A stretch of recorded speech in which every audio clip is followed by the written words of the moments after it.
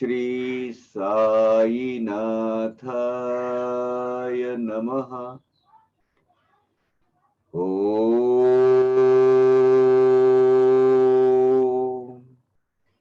श्री साई नाथाय नमः। ओम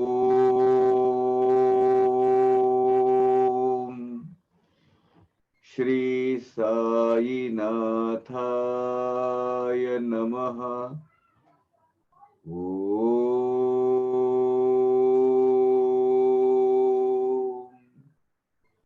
श्री साई नाथाय नमः।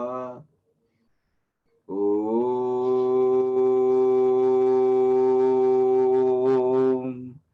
श्री साई नाथाय नमः।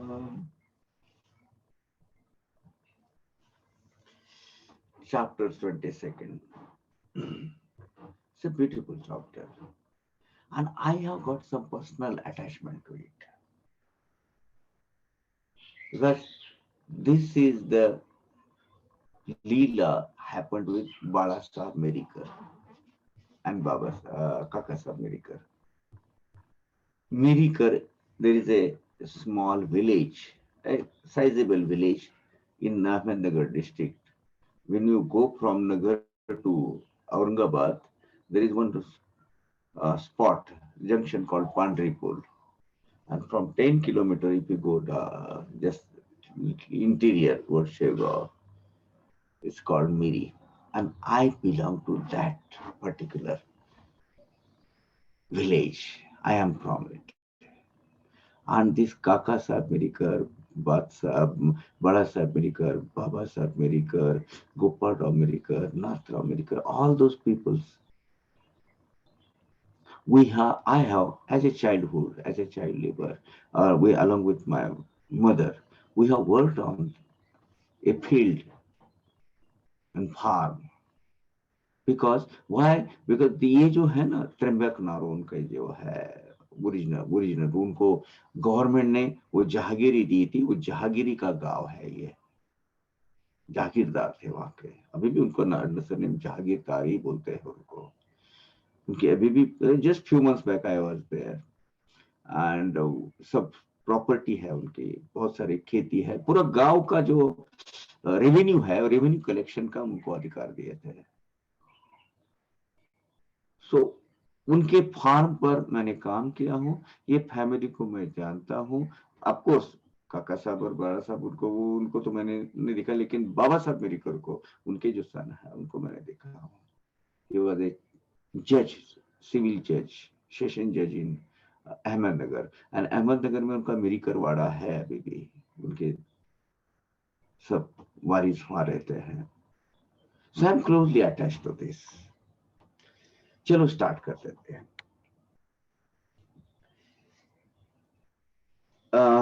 We have finished up to 21. We'll start with 21 to get the continuity of it.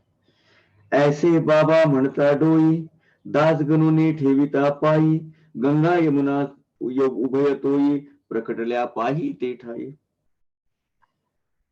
बाबा ने ऐसे कहते ही कि अरे गंगा जमुना तो यहीं आ जाएगी। तो जैसे दासगणु महाराज ने अपने माथा टेका उनके चरणों पर बाबा के, तो गंगा यमुना आने लगी। ऐसे प्रसंग पर बड़े स्पॉन्टेनियसली, उस स्फूर्तता से उन्होंने वहीं की वहीं एक पद लिखा। मतलब वो प्रसंग पर आधारित, उसी दिन शायद होगा, वो इंस्पायर होकर उन्होंने पद लिखा। और अगाध शक्ति अघटित लीला तब सदगुरु राया, ये पद उन्होंने लिखा है। ऐसिया त्या प्रसंगावर दासगणूचे पद ते सुंदर, अगाध शक्ति अघटित लीला पर श्रवण तत्पर जरी श्रोते। अभी अब वो आपको सुनने की इच्छा हो गई होगी, लेकिन साई सच्चरित चतुर्थाध्यायी, दासगणु निजवाणी ते गाई, श्रोता पुनश्च श्रोता वाचिता ते ठाई, पुनः ही नवाई प्रकटेल। लेकिन हमने ये ऑलरेडी साई सच्चरित के चौथे अध्याय में दास गुरु ने अपने स्वमुख से वाणी से जो लिखा है, कहा है, रिसाइट किया है, वो हमने भी रिसाइट किया है। जयश्री जी ने बहुत अच्छा उसका एक वर्षन हमारे सामने प्रेजेंट किया था। सो आप अगर फिर से वो पढ़ना चाहते हैं, अगर पढ़ते हैं तो वही आपको आनंद मिलेगा, वही नवल कथा आपको फिर से चौथे अध्याय में अगर आप जाएंगे तो। साई सच्चरित चतुर्थ अध्यायी, दास गनु निज वाणी ते गाई, पुनश्च श्रोता वाचिता ते ठाई, पुनः पुनः ही नवाई प्रकट। फिर बार बार बार उसको दोहराने का मत ये मन करता है तो आप चौथे अध्याय में जाइए, वहां पढ़िए, वहां डिटेल में लिखा है, हमने वो पहले देख चुके हैं। मनोनी शाखा चंद्र न्याय, अंगुष्ठी तर्जनी, अंगुष्ठी तर्जनी मध्यमा अनामिका। सो अंगुष्ठी और तर्जनी और मध्यमा उभय, ठेवनी दावी साये माय, सुपा उपाय निज भक्ता। यानी ये 3 उंगलियों का खेल है। बाबा वो एक पर्टिकुलर वे से रखते हैं, वो रखने का उनका जो प्रोस्टेट है, उनकी जो पोजीशन है, वो पोजीशन से उन्होंने क्या किया है, इसके बीच में अंगूठा दिखता है बाबा का। अभी आपको जरा थोड़ा सा एक्सप्लेन करो। ये देखिए जरा नजदीक, बाबा का कैसा रखा है। जो अंगूठे का दर्शन होता है वो कैसे होता है, अपना पैर के अंगूठे का। हाथ पर उन्होंने कैसा लिखा है, ये जो 2 उंगलियां है, ये जो 2 उंगलियां, ये दोनों के बीच में दिखता है वो दोनों के, और ये ऐसा रखा हुआ है। देखिए ऐसा है पोजीशन, वो है ना, ऐसा पोजीशन है, ऐसा। तो ये 2 जो उंगली के बीच में जो अंगूठे का दर्शन हो रहा है, वो यानी चंद्र दर्शन हमारे लिए है। वो क्या है, चंद्र दर्शन है। वह इसीलिए तर्जनी और मध्यमा ऐसा रखकर बाबा ने ऐसा ये पोजीशन में रखा है, ये, और इसके बीच में पैर का अंगूठा ऐसा दिखता है। हम जब चंद्र दर्शन लेने के लिए बैठते हैं तो एक पर्टिकुलर पोजीशन में हर एक को इच्छा होती है, वो जो पैर अपना जो पेड़ होता है, पेड़ की जो टहनियां होती है, इसके बीच में जो ऐसा पोजीशन ऐसा एक आता है, उसके बीच में हम चंद्र दर्शन लेते हैं। वही ठीक हूबहू वही चीज यहाँ बाबा ने अपने हाथ को अपने पैर पर, दाहिने पर बाया हाथ पर इस पोजीशन पर रखते, वो अंगूठा यहां दिखता है ऐसा। तो अंगूठा दिखने से हमको चंद्र दर्शन के हुआ ऐसा पुण्य फल मिल जाता है।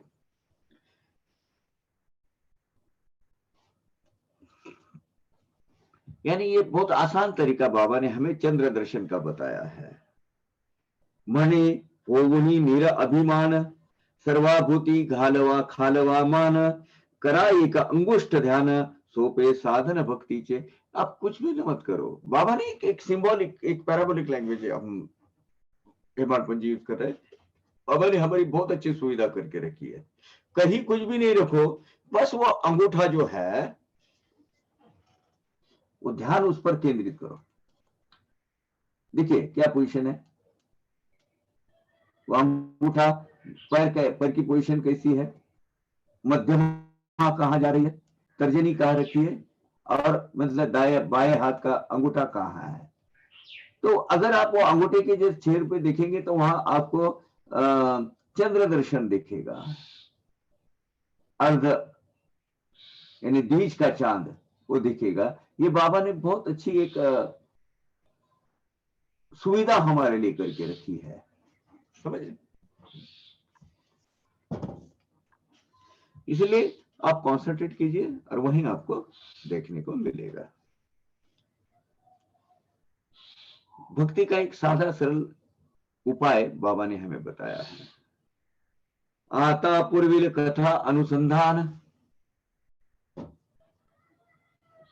वो जरा लाइट कुछ गड़बड़ कर रहा है।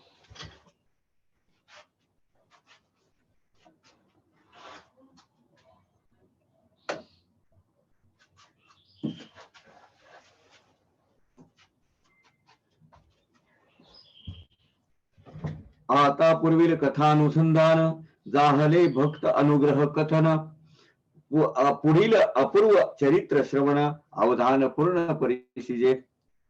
अभी गत अध्याय में जो हमने लास्ट सेशन में देखा, हर एक भक्तों पर, अलग अलग भक्तों पर बाबा ने कैसा अनुग्रह किया, उसकी कथा वर्णन हो गई, लीलाओं का वर्णन हुआ। इसी अध्याय में ऐसे बाबा का अपूर्व ऐसा चरित्र वर्णन है। अपने भक्तों पर आने वाले संकटों को पहले ही बाबा अगवा कर देते हैं, ऐसी ये कथा है।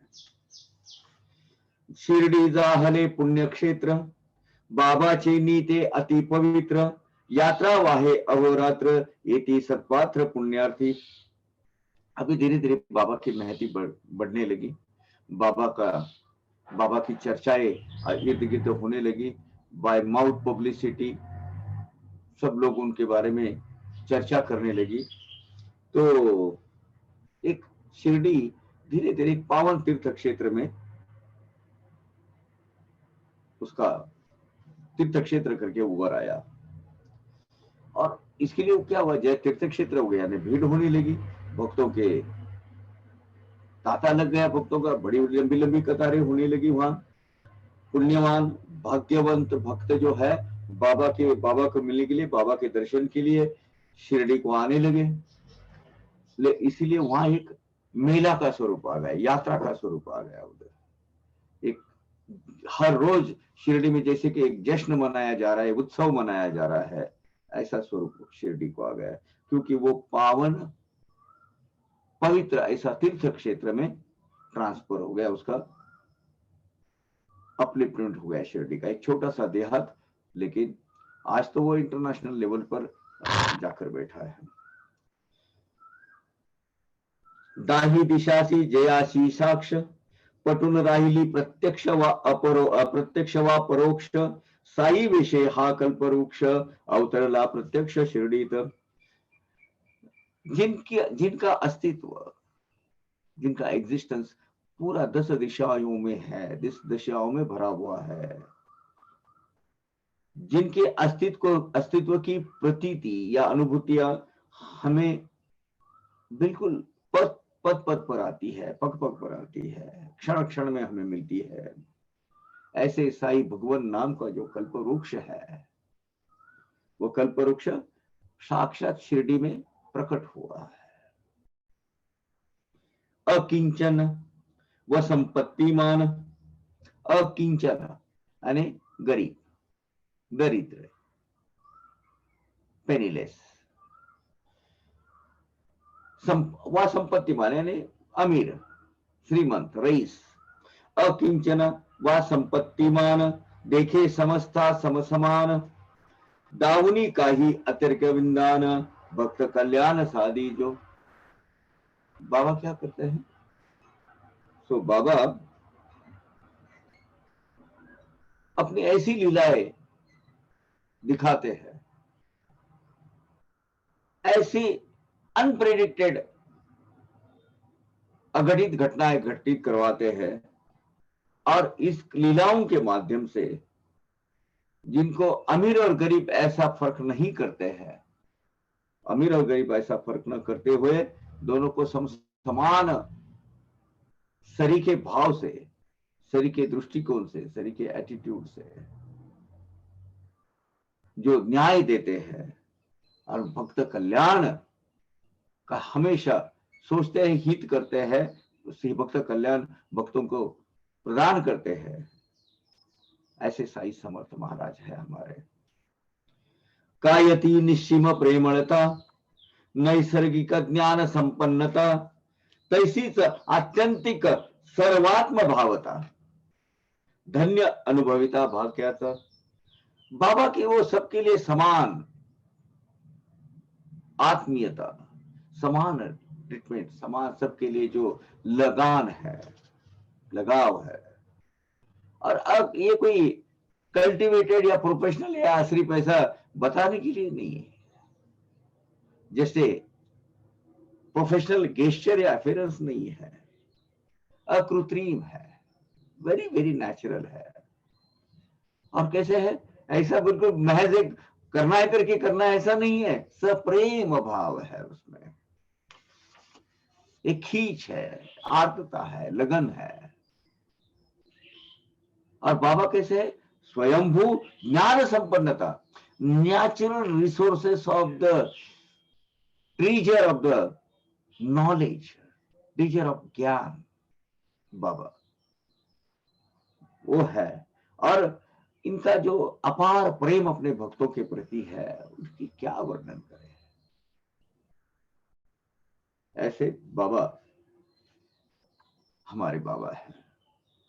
कधी दृढ़ मौन धारण, हेच जयाचे ब्रह्म व्याख्यान, कधी चैतन्य आनंद घन भक्तगण परिवेष्टित। बाबा के जो बिहेवियरल पैटर्न है ना, वो बड़ा अनप्रेडिक्टेड था। अलग अलग के मतलब इन्हें किनारे रहते थे, अलग अलग शेड्स रहते थे उनके बिहेवियर में, उनके आचरण में। कभी कभी बहुत आनंद से बस उछलेंगे, नाचेंगे, खेलेंगे, गाना गाएंगे, बस ऐसा कि बहुत ऐसे दिल दिल खोल कर हंसेंगे। मतलब ऐसा जैसा एक अनस्टॉपेबल फोर्स होता है ना उमंग का, वो उमंग बाबा के अंदर रहती थी, चैतन्य। कभी कभी कुछ भी किसी के साथ नहीं बोलते थे, शांत मौन धारण करते थे, आत्मचिंतन में बैठते थे, किसी से कुछ कम्युनिकेट नहीं करते थे। लेकिन जब ये मौनावस्था में बैठते थे शांत अपने से, तो वो जो गूढ़स्थ ऐसे जो परमेश्वर के साथ उनका कनेक्टिविटी रहती थी, और वो कनेक्टिविटी के हिसाब से वो उसमें भगवान के पास से अमौलिक ऐसे उपदेश हम तक पहुंचाने का उनकी काम, उनकी मौनावस्था करते थे। कभी कभी ऐसे मिस्टीरियस लैंग्वेज में बोलते थे कि समझ में नहीं आता था कि क्या कहना चाहते हैं। कभी गुणार्थ ध्वनित बोलने, गुण अर्थ ध्वनित बोलने, बड़ी रहस्य भरी वाणी रहती थी बाबा की। कभी कभी ठट्टा विनोद मस्करी करते थे, बहुत ही मैंने विनोद शैली के माध्यम से जो भक्तों को उपदेश करते थे। कभी संदिग्धता सोडून देने, कभी कभी इतना एक्सप्लेनेशन प्रॉपर करते थे ना, एकदम ऐसा वो विषय इतना अच्छा समझा देते थे कि बस दिमाग में एक बार फिट हो जाता था। ए बेस्ट प्रीचर, ए बेस्ट ओरेटर, ऐसा लगता था। कभी कभी कातावनी चालवनी, कभी कभी ऐसा गुस्सा होते थे, कातावनी नहीं गुस्सा कर रहे, चिड़चिड़ करना, गुस्सा करना, गुस्सा भी करते थे कभी कभी। यानी अलग अलग अलग तरह के शेड बाबा के व्यक्तिमत्व में होती थी। कभी भावार्थ, कभी विवेक, कभी कोई चीज का अर्थ बड़े विस्तार से समझा के बताते थे, एक्सप्लेनेशन देते थे उनका। कभी सत असत विवेक बुद्धि के बारे में बोलते थे। कभी उगड़े निश्चयात्मक, ऐसे अनेक ही अनेक उपदेश देख करीत थे। कभी किसी चीज का एक्सप्लेनेशन करके, उसका जो रूपक स्टोरी है, रूपकात्मक स्टोरी है, पैराबोलिक लैंग्वेज है या तो गुणस्थ लैंग्वेज है, उसका एक्सप्लेनेशन भी खुद ही बताते थे।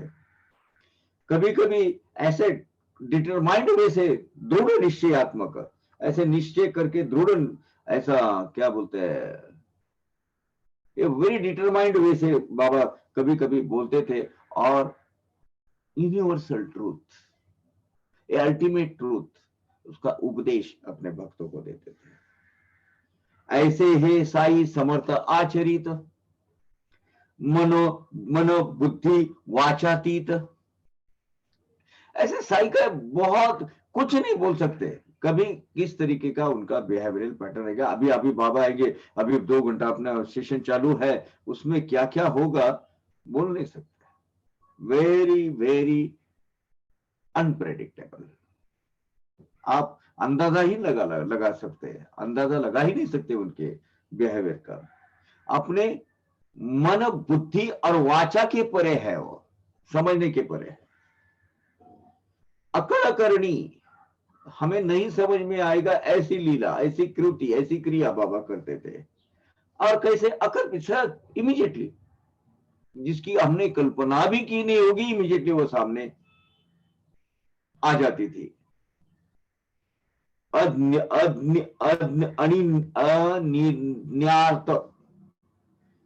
अनिज्ञार्थ, अनिज्ञार्थ यानी अज्ञात, अज्ञान। हमें पता भी नहीं चलता था, उसके पहले हम ऐसे रिलैक्स में बैठेंगे या करेंगे, पता भी नहीं चलता, तो अचानक वो लीला कथा उपदेश बाबा के ये आचरण के माध्यम से हमारे सामने आता था। इसलिए क्या बोले, साई समर्थ आचरित। और साई सच्चरित क्या है? साई समर्थ आचरित यानी साई सच्चरित, ये उनकी तो कथाएं हैं ये पूरे। तो अलग अलग शेड्स, अलग अलग छटाएं बाबा के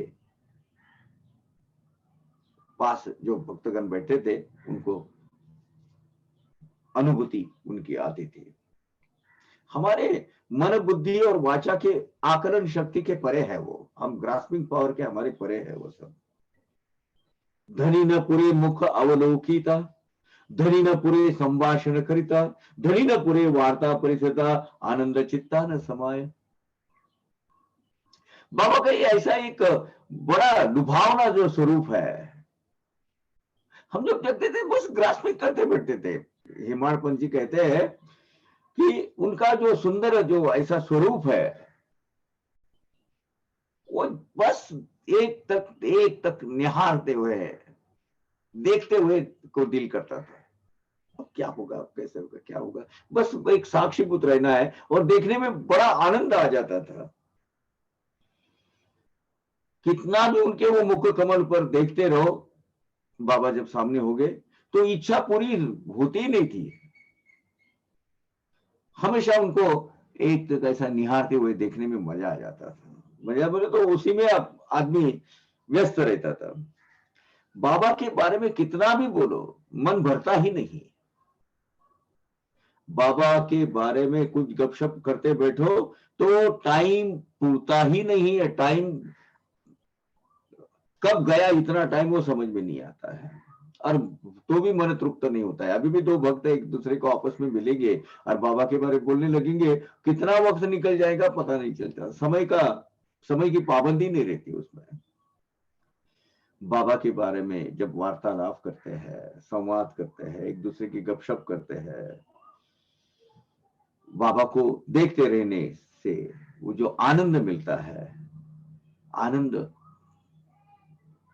बहुत अवर्णनीय आनंद होता है, वो मुझे स्वर्गीय आनंद होता है।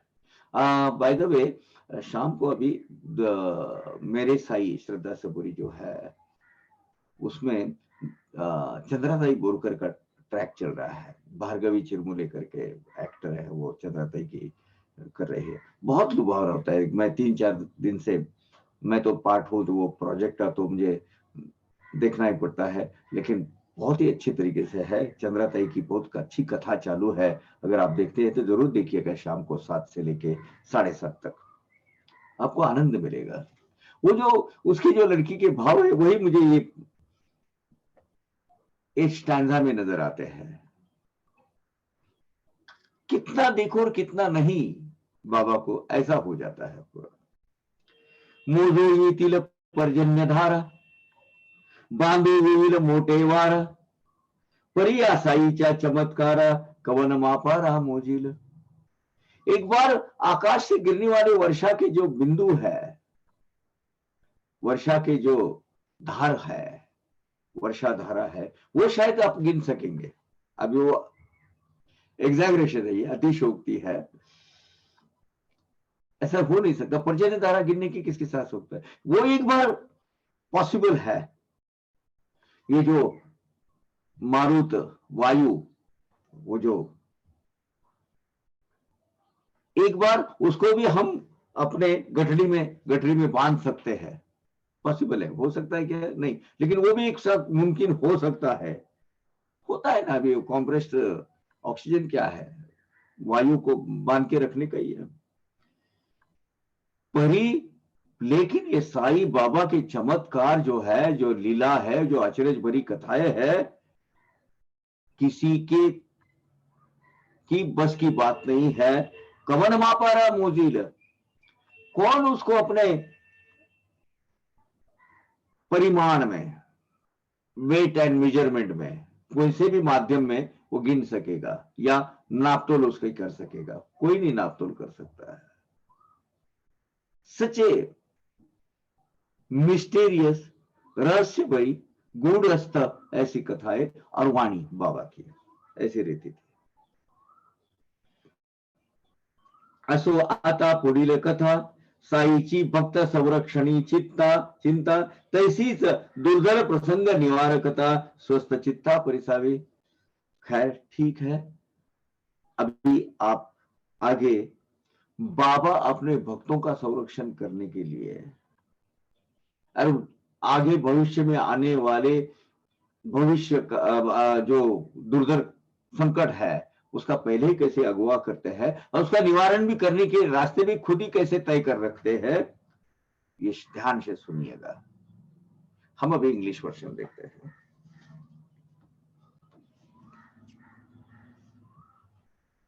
When Dasguru bowed down his head to Baba's feet, the water of Ganges and Jamuna started flowing.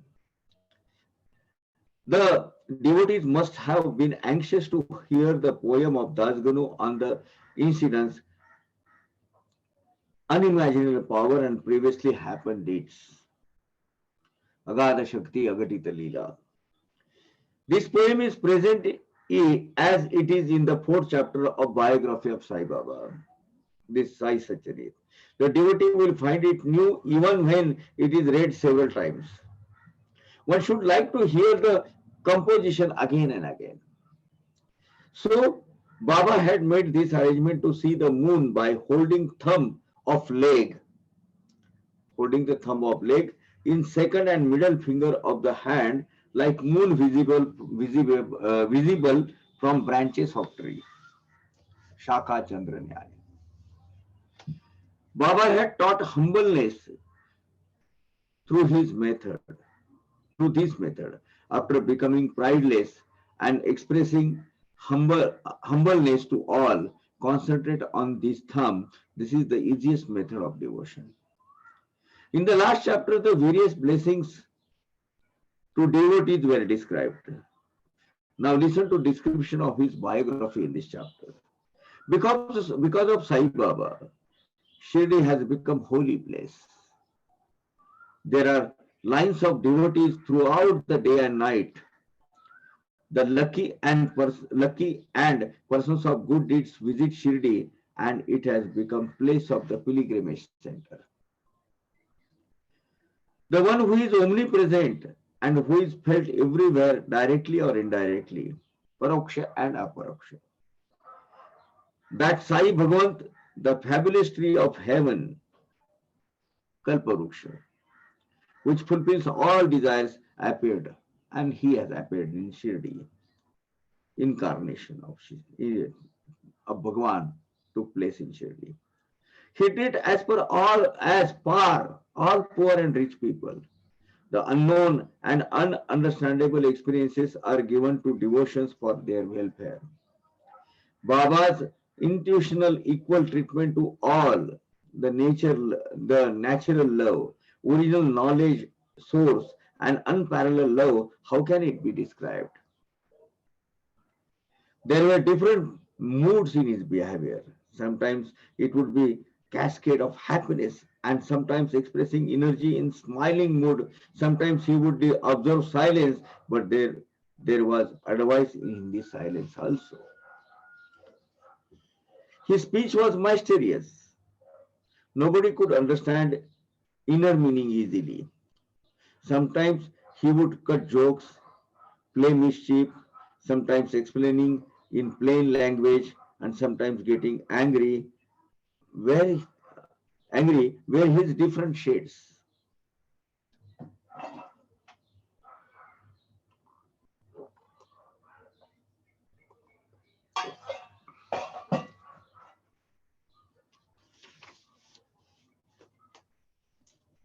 Sometimes he would discriminate, sometimes explain in details, sometimes talking firmly. He would advise a number of devotees in different ways. His behavior was thus in different forms. The various shades of mental frame were present in his behavior. Baba's mysterious behavior is beyond the intelligence of any common man. Nobody can understand it. One fails to observe him continuously. One would not get satisfied even after observing him love for a long time. One does not get satisfied by talking about him for long. The time is neither sufficient to talk about Baba for a long time, nor gets the mind satisfied. Mind overflows with joy while talking about Baba's Leelas and Kathas. One may count drop of rains. One may feel wind in the closed basket, but Sai's deeds have no end. Who can measure them? Now listen peacefully to the story of protecting devotees and overcoming obstacles of devotees by Baba's deed. कैसे भक्तांचे गंडांतर जाणून देती वेळी धीर 38 38 stanza. कैसे भक्तांचे गंडांतर जाणून देती वेळी धीर टाळूनी करीत करीत निजपदी स्थिर कल्याण तत्पर सर्वदा. भक्त के कल्याण के लिए हमेशा तत्पर रहने वाले, अलर्ट रहने वाले बाबा साई महंत भक्तों के ऊपर आने वाले संकटों को बता देते हैं और उसका निवारण भी करते हैं, उसको उसको दूर भी भगाते हैं, संकट दूर करते हैं. भक्तों को उसका ढाढ़स बढ़ाकर, धीरज देकर उनको उनकी चित्तवृत्ति, उनका डर कैसे निकाल देते हैं और उसको कैसे स्टेबल करते हैं, इस आशय की कथा अभी हम बताने जा रहे हैं. आप ध्यान देकर उसको सुनिएगा. ये अर्थीची आख्यायिका रिजविले तुम्हा श्रवण उत्सुका वाढविल साई समागम सुखा श्रद्धा भाविका उपजविल. इस आशय की एक छोटी सी कथा हम अभी आपको बताने जा रहे हैं. साई भगवंत का सत्संग, उनका सहवास, इनके बारे में आपकी डेफिनेटली आस्था बढ़ेगी और एक कथा के माध्यम से साई के बारे में एक श्रद्धा भाव भक्तों के मन में उभर आएगा और वो श्रद्धावान हो गए, ये निश्चित रूप से इसकी फलश्रुति होगी. असोतहीन दीन बापुडी वाढेल साई कथेची आवडी जपता साई नाम हरगडी लाविल परथडी त्या साई त्या. ये कथा सुनने के बाद जो डाउन ट्रोडन है, गरीब है, बेचारे यानी दयनीय अवस्था में रहते हैं, लेस्ट फॉर्चुनेट है, कोई भी हो, उनके मन में साई लीला, साई कथा सुनने की इच्छा जागृत होगी. साई स्मरण उसके माध्यम से घटे, उनके हाथ से होगा, इनका पुण्य फल स्वरूप मिलेगा. परिणाम स्वरूप साई भगवान यानी है सहज भाव से ये भावसागर पार कराने में भक्तों की मदद करेंगे और उनको परलोक की प्राप्ति करवा देंगे. और यही तो हमें चाहिए. what is the main object of our life, why we are living? मैं शुरू में हम जो गपशप मार रहे थे उनको बोले is life worth living?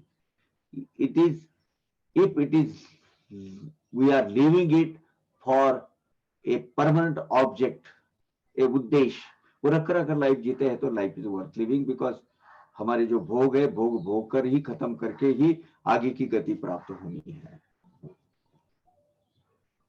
अब मेन कथा आ जाती है। काका साहेब मिरीकर, निवास शहर अहमदनगर, प्रसन्नपणे जया सरकार, पाववी सरदार पदवी ते। अहमदनगर शहर के रहवासी श्री काका साहब मिरीकर, सरकार उनको सरदार करके कहते थे, ट्रूप हेड, प्लाटून हेड, पुराने इसमें आज के आप बोले तो मेजर, कर्नल, इसमें अहमदनगर डिस्ट्रिक्ट में ब्रिटिश जो हम ये थे उनमें ऐसे थे कि जो नामचीन लोग हैं और समाज के लिए कुछ करते हैं ये करते तो उनको ऐसी वो देते थे, जहागीर देते थे, एक सोर्स ऑफ इनकम के हिसाब से देते थे। जो प्लाटून या जो शिवाजी राजे थे ना, उन्होंने ये व्यवस्था कायम की थी कि भाई वो जो सरदार है उसको उतना अपनी जो जितनी भी सैनिक है उनके जिनके सोल्जर्स है उनका घर गृहस्थी और सब चलाने के लिए उनको कुछ गांव का जो रेवेन्यू इनकम है उनको दिया जाता था।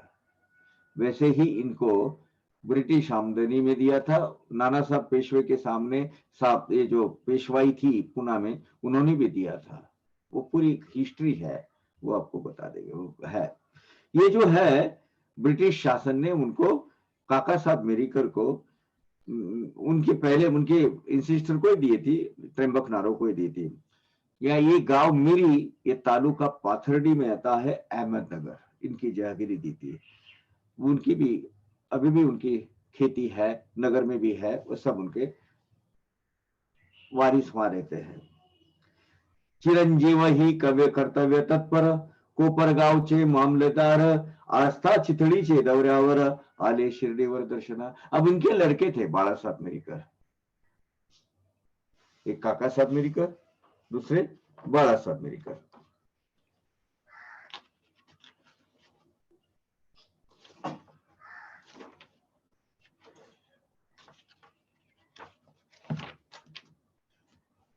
एक मिनट,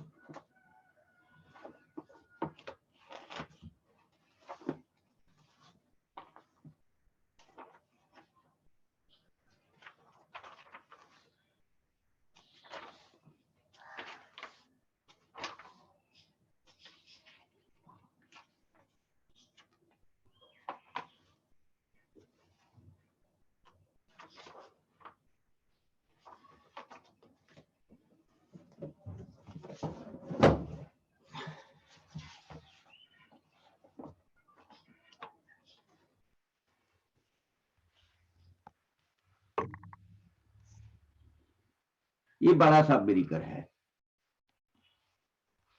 ये तहसीलदार थे कोपरगांव में। ये काका साहब मिरीकर के लड़के, और काका साहब मिरीकर का तो बहुत सर्वश्रुत है, बहुत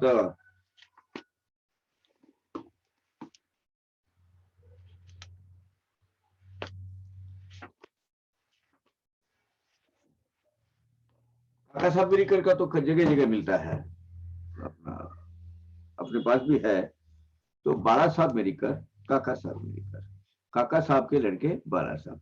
काका साहब सरदार थे, गांव में उनकी बहुत बड़ी पुश्तैनी खेती वगैरह सब उनको जो दी थी वो तो थी, उसके ऊपर रेवेन्यू उनका पूरा गांव का जो रेवेन्यू है उनके पास आता था। और उनके जो लड़के थे वो बाला साहब मिरीकर, जिनकी छवि हमने अभी देखी।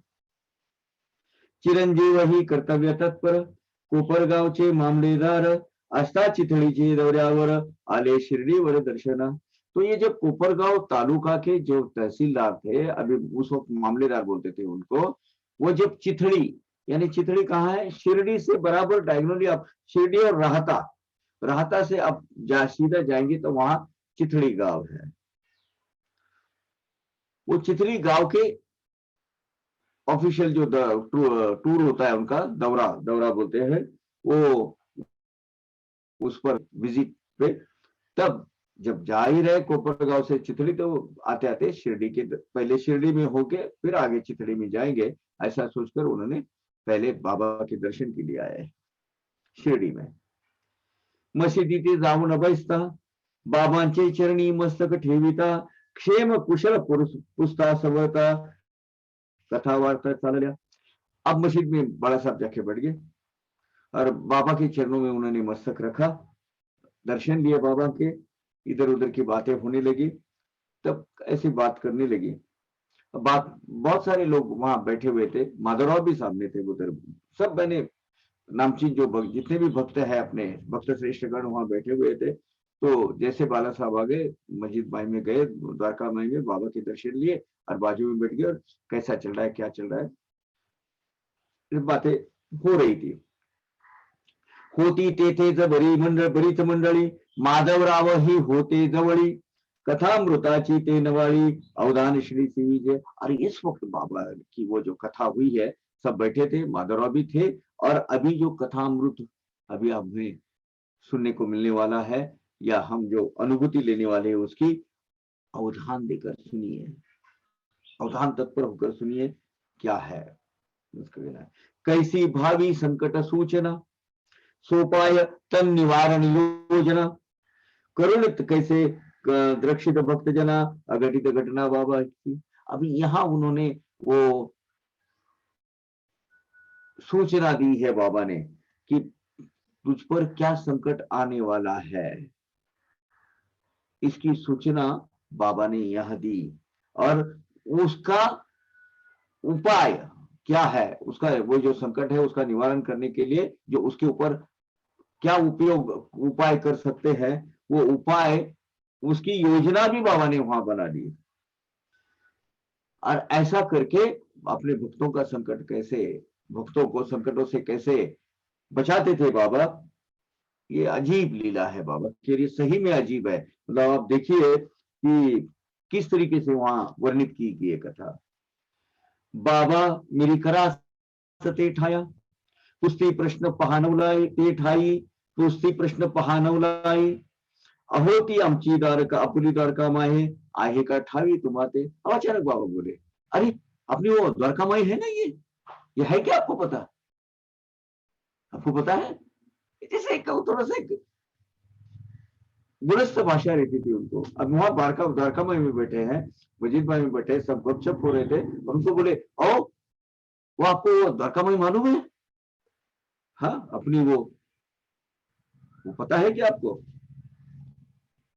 अब ये जो प्रश्न है वो बाला साहब के, मिरिकर साहब के कुछ समझ में नहीं आया, क्यों बाबा ये बोल रहे हैं। अब फिर बाबा बोलते हैं, अरे अब देखो ये जो है यहाँ बैठे हुए द्वारका माई यही है, बाळा साहेबा हा काही मुळी सुबुलगडा झाला नाही, तव बाबा होती आता पाही द्वारका माई ती हीच। अरे यही तो है द्वारका माई वो, आपको द्वारका माई मालूम है क्या? हाँ मालूम है, नहीं है, अरे यही तो है वो। समझ में नहीं आ रहा है क्या बोल रहे हैं बाबा। ये द्वारका माई देख ले, पूरा व्यवस्थित देख ले, यही तो है वो।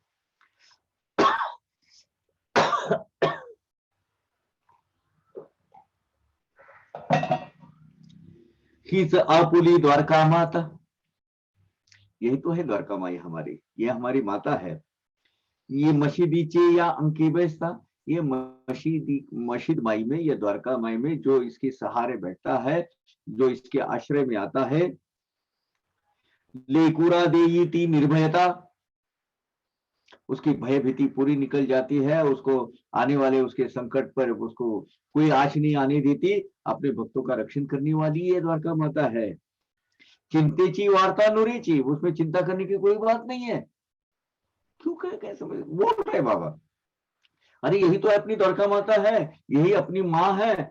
ये इसके बाद इसको एक बार कोई शरण में आएगा, उसको कोई संकट कुछ नहीं कर सकता।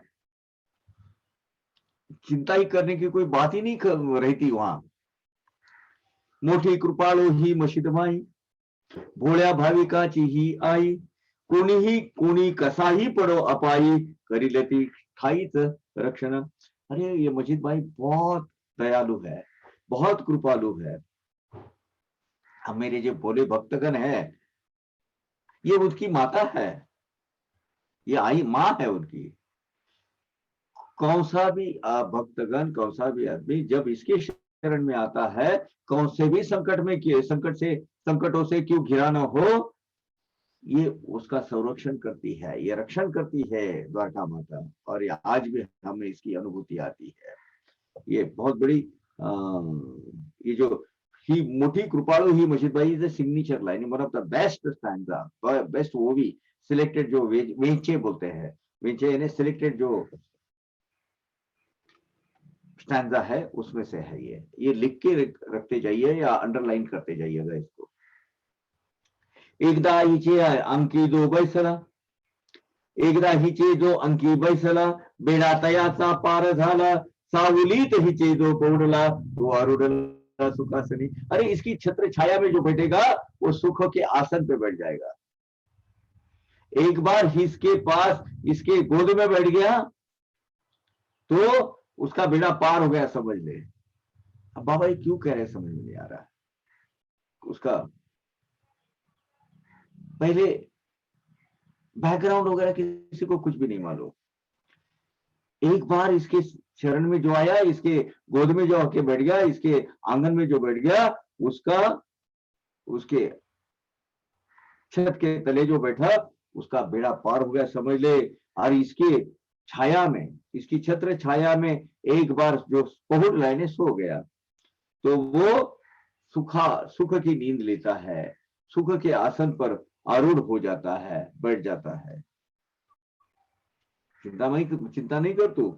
हीच द्वारका द्वारावती, बाबा मगतया से देती विभूति। अरे यही तो है वो द्वारका माँ। और बाबा ने फिर उनको विभूति दी और अभय हस्त अपना जो हाथ है उनके सर पे रख दिया। फिर बाबा फिर मिलकर जाने निकले। यही द्वारका द्वारावती है, चिंता नहीं कर तू। और उनको विभूति दे दी, उनके सर पर आशीर्वाद पर हाथ रखा और मिलकर जाने निकले। बड़ा सा आनिक वाटले बाबांचे जीवा, मिली कराते प्रश्न पुसावा, दावा ठावा का तुझे लांब बावा, आनिक नवलावा तयाचा।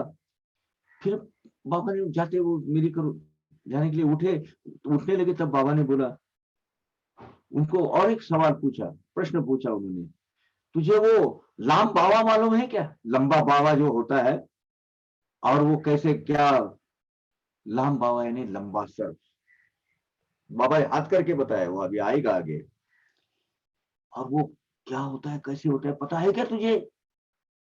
बाबा क्यों कह रहे हैं, समझ में नहीं आया था। मग मुठ वळोनी डावा हाथ, अपना बाया हाथ जो है इसकी ऐसी मुट्ठी की उन्होंने, कोपरा पशु उजवे हाथ ऐसे पकड़ लिया, और धरुणी फिरित मुखे वदत, ऐसे ही भंकर, तुझे लंबा बाबा मालूम है क्या? ऐसा है वो, ऐसा ऐसा ऐसा पकड़ के बाबा बता रहे हैं उसको। दाया हाथ, दाएं हाथ के जो यहाँ पकड़ लिया, हाँ, और ऐसा हाथ करके बोलते, ऐसा ऐसा रहता है वो, तुझे वो मालूम है क्या लंबा बावा यानी लंबा सूर्य, बता रहे हैं। लेकिन वो अपना क्या करेगा?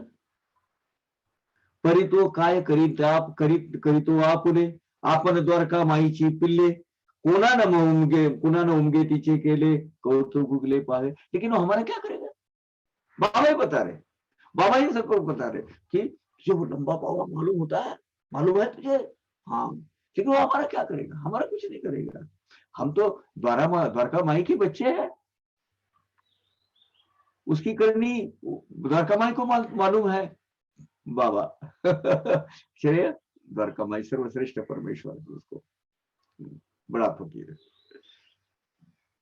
अरे उसकी जो करनी है द्वारका माई की किसी को नहीं समझ में आएगी। कोणानं उमगे तिचे केले, उसकी करनी उसकी कृति किसी को समझ में नहीं आएगी। हमने तो सिर्फ उसको देखते रहना है, हमें तो उसे सिर्फ देखते रहना है। कौतुक उसका जो स्वभाव है वो देखते रहना है, उसकी अचरज भरा जो अजूबा है वो देखते रहना है। हमें क्या उसका तो करने का डर है, कुछ भी नहीं। अरे आगे तो बहुत बढ़िया लिखा है, द्वारका माई असता रीती, लांब बाबा काय करीती, काय मारिती, तारित्या पुढे मारित्याची गती, ती काय किती समजावी।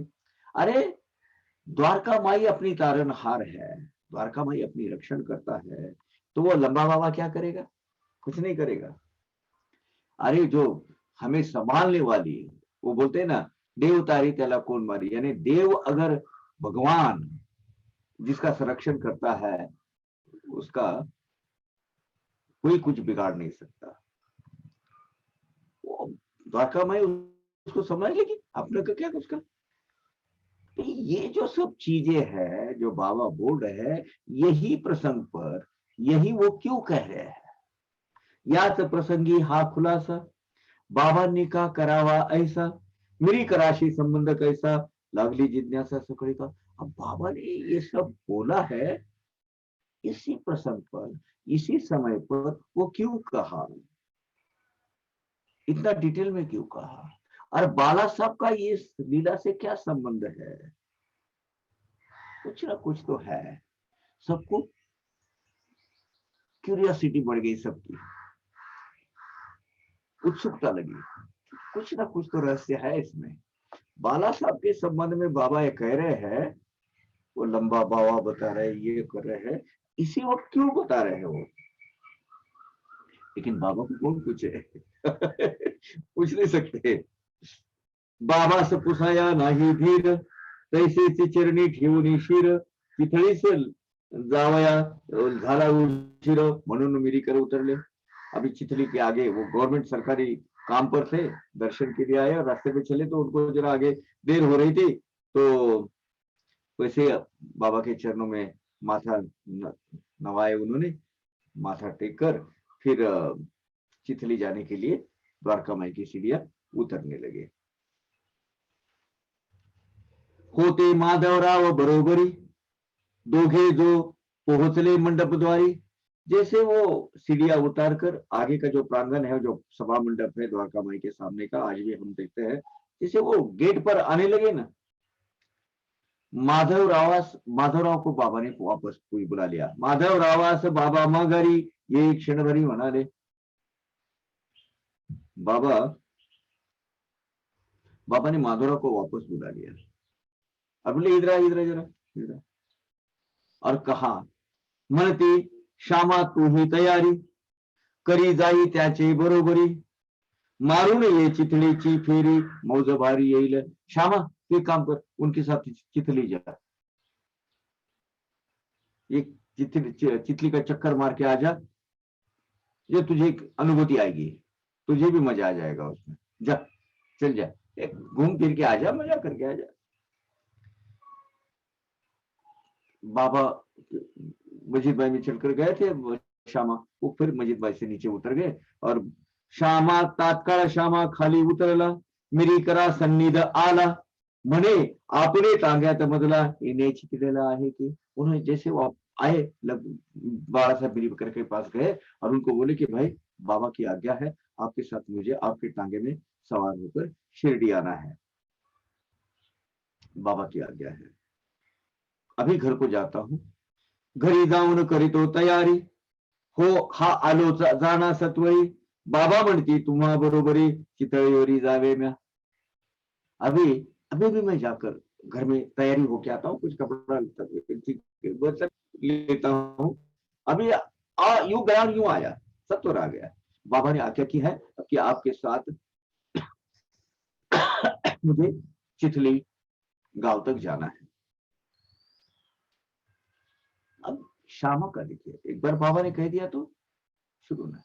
तया असं वदती मिरीकर चिथळीपर्यंत इतके दूर येऊन तुम्ही काय करणार, व्यर्थ हा जोजार तुम्हाला, जोजारीने त्रास, फालतू की तकलीफ. तब मिरीकर साहब ने उनको बोला, बड़ा साहब ने, अरे इतना दूर आने की आपको क्या आवश्यकता है, फालतू का जाना आना आपका होगा, व्यर्थ फिजूल की आपको तकलीफ होगी, ये जाना आना आपको तो ये होता है, क्या जरूरत है, कोई जरूरत नहीं लगती मुझे. अब वो तो तहसीलदार है, वो सब बहुत बड़ा रुतबा होता था उनका, बड़ा वकूफ होता था. तो माधवराव ने वो सुन के वापस आ गए. माधवराव मागे परतले, जे झाले ते बाबा सकथिले, बाबा म्हणती बळी झाले काय की हरवले आपुले. बाबा बोले ठीक है, नहीं बोल रहे वो बाबा श्यामा ने बोल दिया, वो बोल रहे फालतू का आपको त्रास हो जाएगा, इतना दूर जाके आप क्या करोगे, वापस के आने का जाने आने का फालतू के झंझट उलझन हो जाएगी आपको, क्यों आना है. तो बाबा क्या करूं. बाबा ने कहा कि ठीक है, अपना क्या जाता है भाई, ठीक है, अच्छा है, हमारा क्या जाएगा उसमें.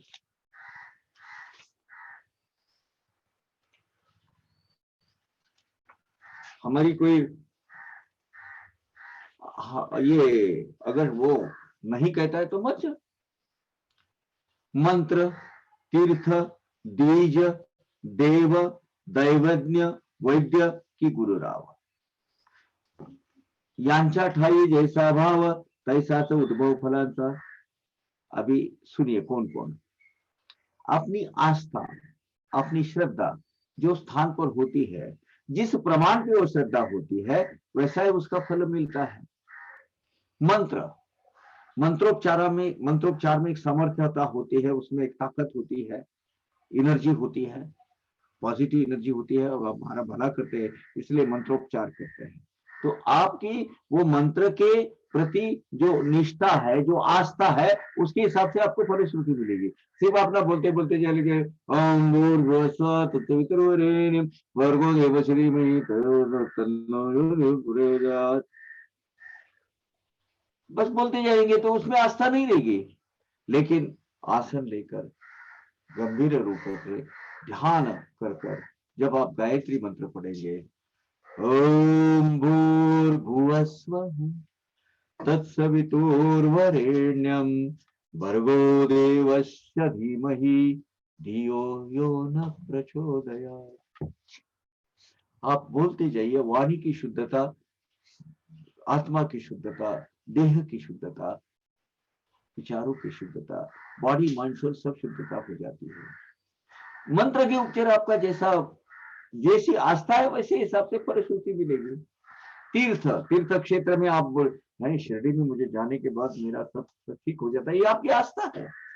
द्विज, द्विज यानी ब्राह्मण, ब्रह्म जानाति थी ब्राह्मण, ब्राह्मण जो हमारा है उसके ऊपर हमारी जो आस्था होती है, उसमें हमको 4 चीजें अच्छी ही फल प्राप्ति फलश्रुति होती है उसकी. देव, भगवान में आपकी जो आस्था है वैसी मिलेगी. दैवज्ञ यानी ज्योतिषी, आप जिसकी अरे वो बहुत अच्छा बोलते हैं, बहुत अच्छा सुनाते हैं, उनकी अभ्यास है, हम वहां जाना चाहिए, आस्था होती है. वैद्य, डॉक्टर, हकीम, वैद्य, उनके पास हम गए, अरे बहुत अच्छी दवा देते हैं, बहुत गुणकारी है उनका, हाथ में तो क्या बोलो, दवा दी की हो जाता है, आधी बीमारी खत्म हो जाती है, आधी से ज्यादा. और आखिरी में कौन होता है, 7वां, गुरुराव, गुरुदेव. गुरुदेव में हमारी जो जैसी आस्था होती है वैसी ही फलश्रुति होती है. यानी जिसके मन में ये इन 7 जनों के प्रति जैसा भाव होता है वैसे उनको फलश्रुति मिलती है. ये फल प्राप्ति आपकी आस्था का प्रतीक होती है. चलो हम एक 5 minute.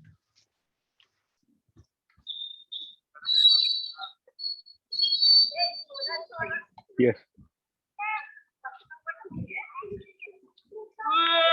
He can hear you. Yeah. So, yeah, it is true. You see, that last sentence, everything depends on the individual. And the returns you will get as per his deeds, his bhakti. And we have to accept that there is nothing.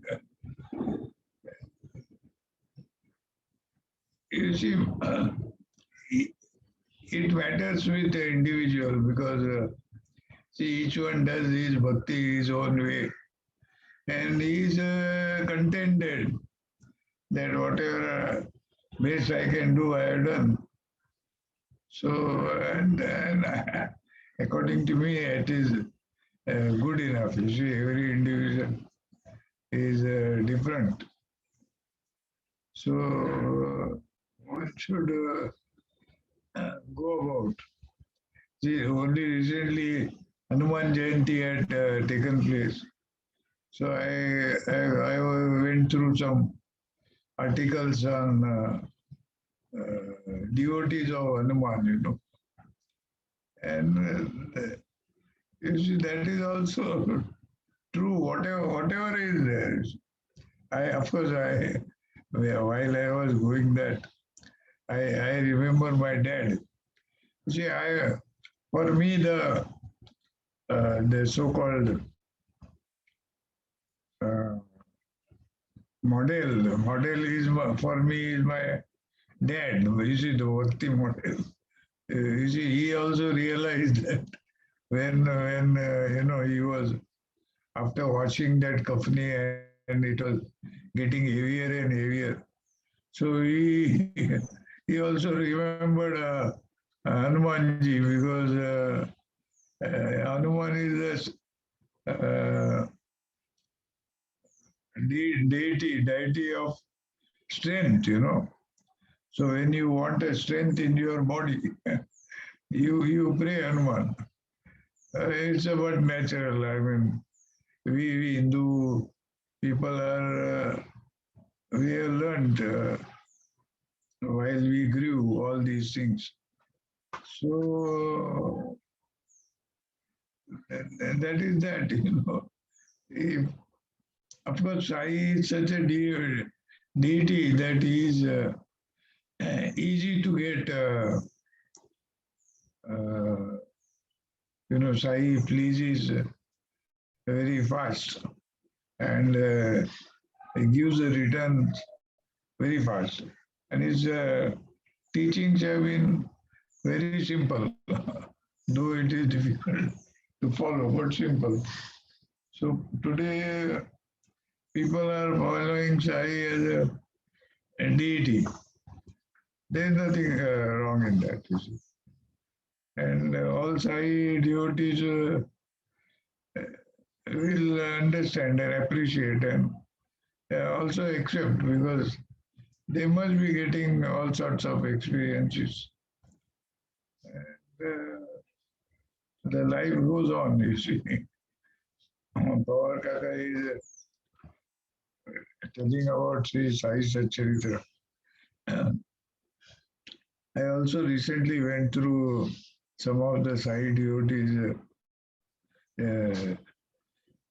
feedback, Many Sai devotees have said that Annasaheb Davolkar has done the injustice to many of the Sai jewels because they don't appear in the Sai Satcharitra.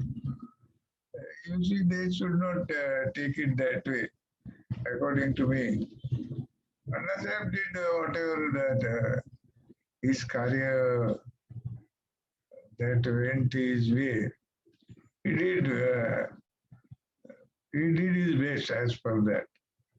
And he had no intention of doing any injustice to those people, you see.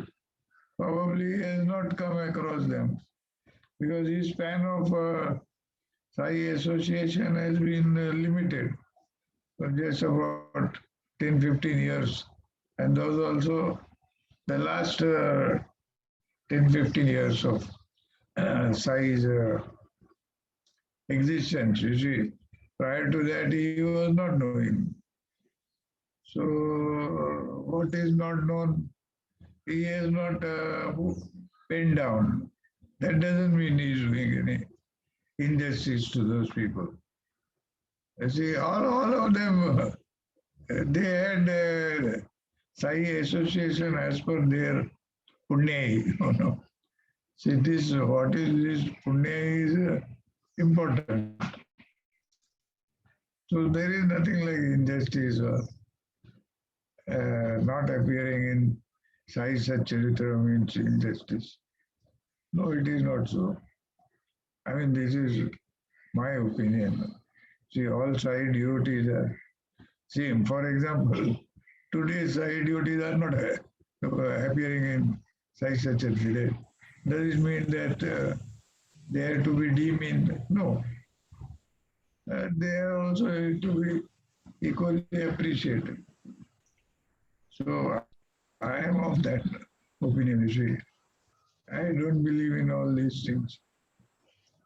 Do your Sai Bhakti as per what you think is right, what you think is fit, and what suits you. And that's all. I think life should be that way. I am a plain, simple man, you see. So I believe in all these simple things, you see. Yeah, I think Power Kaka is back. Yeah. He can take. Om Sai Ram, sir. Yeah, Om Sai Ram. Om Sairam. Sorry, तो update mode मध्ये गेला तो आणि ते of झाला. Computer update mode मध्ये गेला आणि मग ते मला कनेक्टिव्हिटी गेली माझी. काय म्हणता, कशा आहात? Oh, yes, she's fine, fine. So also good. Yeah. Okay.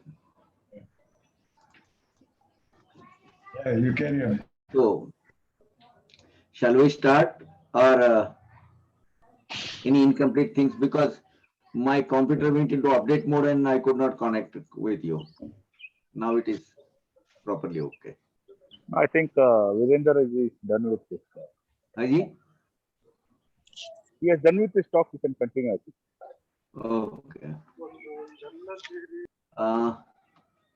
Shall we restart or anybody has got anything to say? Any questions? Mantra, Tirtha, Dvij, Deva. द्विजाने ब्राह्मण, तीर्थाने तीर्थक्षेत्र, मंत्राने मंत्रोपचार, दैवज्ञ यानी ज्योतिषी, एस्ट्रोलॉजर या जोशी, वैद्य डॉक्टर, हकीम, वैद्य और गुरुराव, इन पर आपकी जैसी श्रद्धा होती है, जिस श्रद्धा भाव से हमें उन्हें देखता है, उसी का पुण्य फल हमें वैसे उसी की फल प्राप्ति उसी तरह होती है. अगर आपकी आस्था नहीं है, आपकी श्रद्धा इन स्थानों पर नहीं है या जिस प्रमाण पे है उसी प्रमाण से आपको मिलेंगे. कुछ बोलेंगे ठीक है, होंगे अपने, ठीक है, ऐसा करोगे तो ठीक ही मिलेगी, ठीक ठाक ही मिलेगी. हाँ बहुत अच्छी मिलेगी. अगर नहीं है तो नई फलश्रुति मिलेगी उसकी. आपन चिंता भी नित्य, ये कौन कह रहा है? ये बाबा कह रहे हैं श्यामा को. आप उनकी श्रद्धा नहीं है, जाने दे. आपन चिंता भी नित्य हित, उपदेशावा अर्थ विहित, असेल जैसे जयाचे कर्मात तैसेचे निश्चित घडेल. बाबा कह रहे ठीक है, जिसके नसीब में जैसा होगा वैसा होगा. हमने तो अच्छा सोचना चाहिए, हमेशा हमने अच्छा करना चाहिए.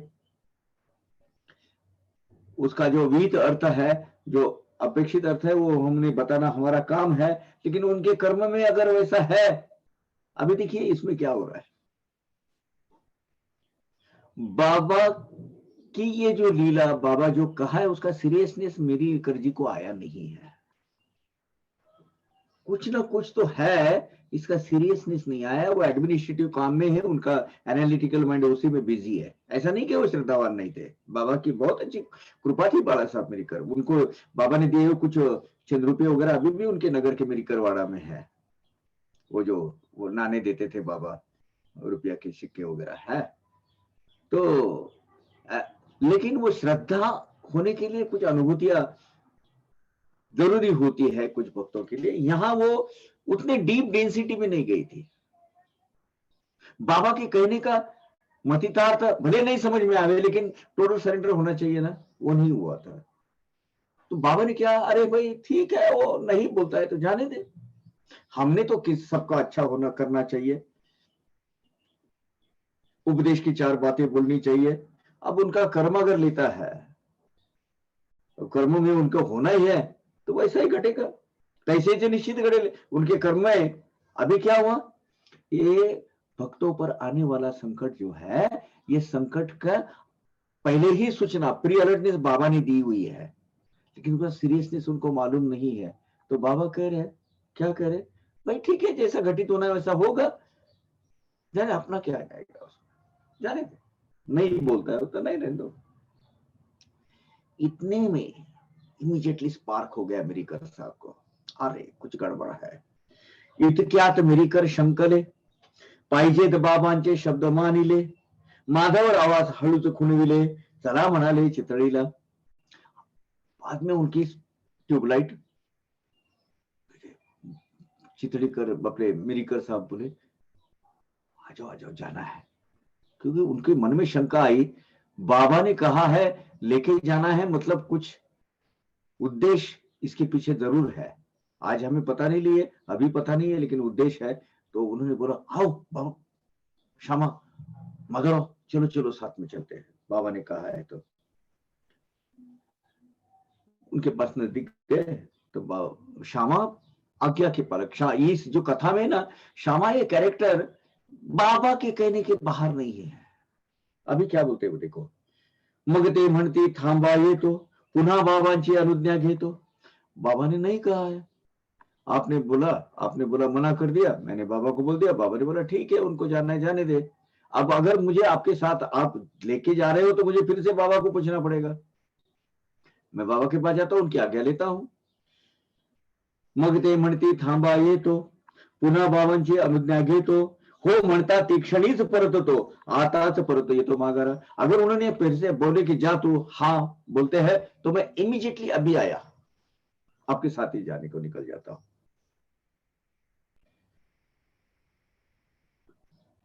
निघालो होतो,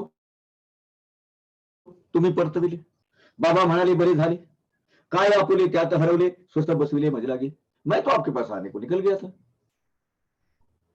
तो बाबा आपने मना कर दिया, तो मैंने बाबा को जाके बोल दिया, बाबा वो नहीं बोल रहे, तो बाबा ने बोला ठीक है, जो हुआ सो अच्छा हुआ, अपना उसमें क्या गया, इसलिए मुझे बोले ठीक है मत जा, तू बैठ जा। उन्होंने शांत बिठाया मुझे। अब फिर से जाके उनको पूछता हूं, आता पुनश्चा विचार घेतो, हो म्हणताची सत्वर येतो, म्हणतील तैसे जैसे तैसे करीतो, दास मी तो आज्ञेचा। अब फिर से मुझे बाबा की परमिशन लेनी पड़ेगी, बाबा की आज्ञा लेनी पड़ेगी। उनका अगर वो जाओ बोले तो मुझे आज्ञा अगर हुई तो इमीडिएटली आपके साथ आता हूं। बाबा जैसा बोलेंगे वैसा ही मैं करता हूं, मैं तो बाबा की आज्ञा का दास हूं।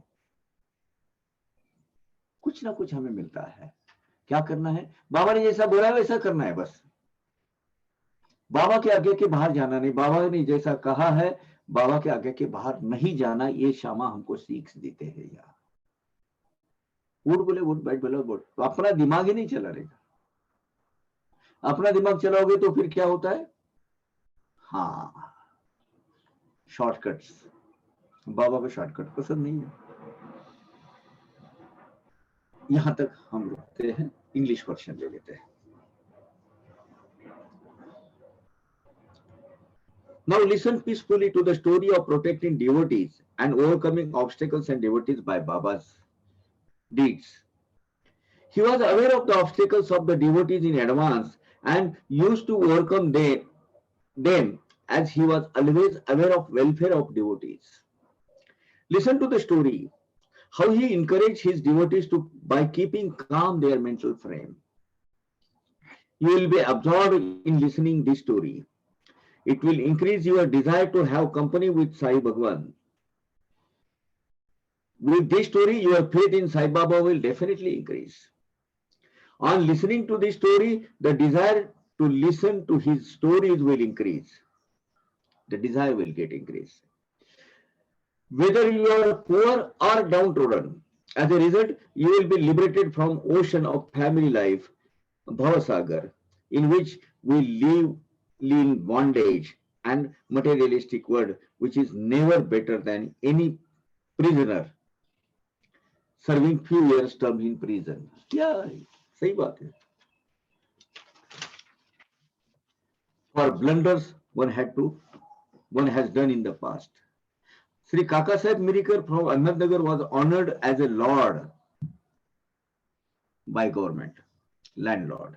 British government had offered title deed as a village Miri in Taluka Pathardi. Today also his property exists at Miri and all these ancestors are there. वो सॉरी उनके हेरिटेज में वारिस में है वो सब उधर है. The son of Sri Sardar Kaka Saheb Mirikar was Mamledar at Kopargaon. His son Bala Saheb Mirikar went to Shirdi to see Baba while he was on tour, official tour, the Chitali village. On visiting Baba in Masjid, they inquired about welfare of each other. Number of devotees were sitting in Masjid. Sri Madhavrao Deshpande was also present. Alias Shama, he was also present. Be attentive to listen to the nectar of the story. Listen to the story as to how Baba used to give signals of obstacles appearing in future, how to overcome them, and protect his devotee. Baba asked Baba Saheb Mirikar while sitting in Masjid Mai. Baba said, "Do you know our Dwarka Mai?" Mamledar Baba Saheb Mirikar could not understand. Then Baba said, "See, this is Masjid Mai. See this Masjid carefully. This Masjid is our Dwarka Mai. This Masjid Mai is our Dwarka Mai. She is our mother. She safeguards her children anywhere through she is sitting. Though she is sitting inside, then devotees don't have to worry. This Masjid Mai is kind-hearted and mother of innocent devotees. She protects devotees from any kind of calamities, whatever take place in their devotee's life. All problems are solved if devotee sits in the shelter of this Masjid Mai, even once. Whosoever rests in his shelter, he gets 6 of happiness. This is Dwarka. This is Dwaravati. He offered holy ash to the Mirikar and he blessed him with both hands on his head. Then Mirikar started going to the tour. Baba desired to ask questions to Mirikar. Mirikar. Baba said, "Do you know that long Baba? Baba, do you know surprising information of long Baba?" Then Baba made a fist, twisted his left hand in elbow and started showing the things. In such, and he says, he gave shape of snake to his left hand and told, "It is such a dangerous, you know. But what can he do it to us? We are all sons of Dwarka Mai. The deeds of Dwarka Mai are unimaginable.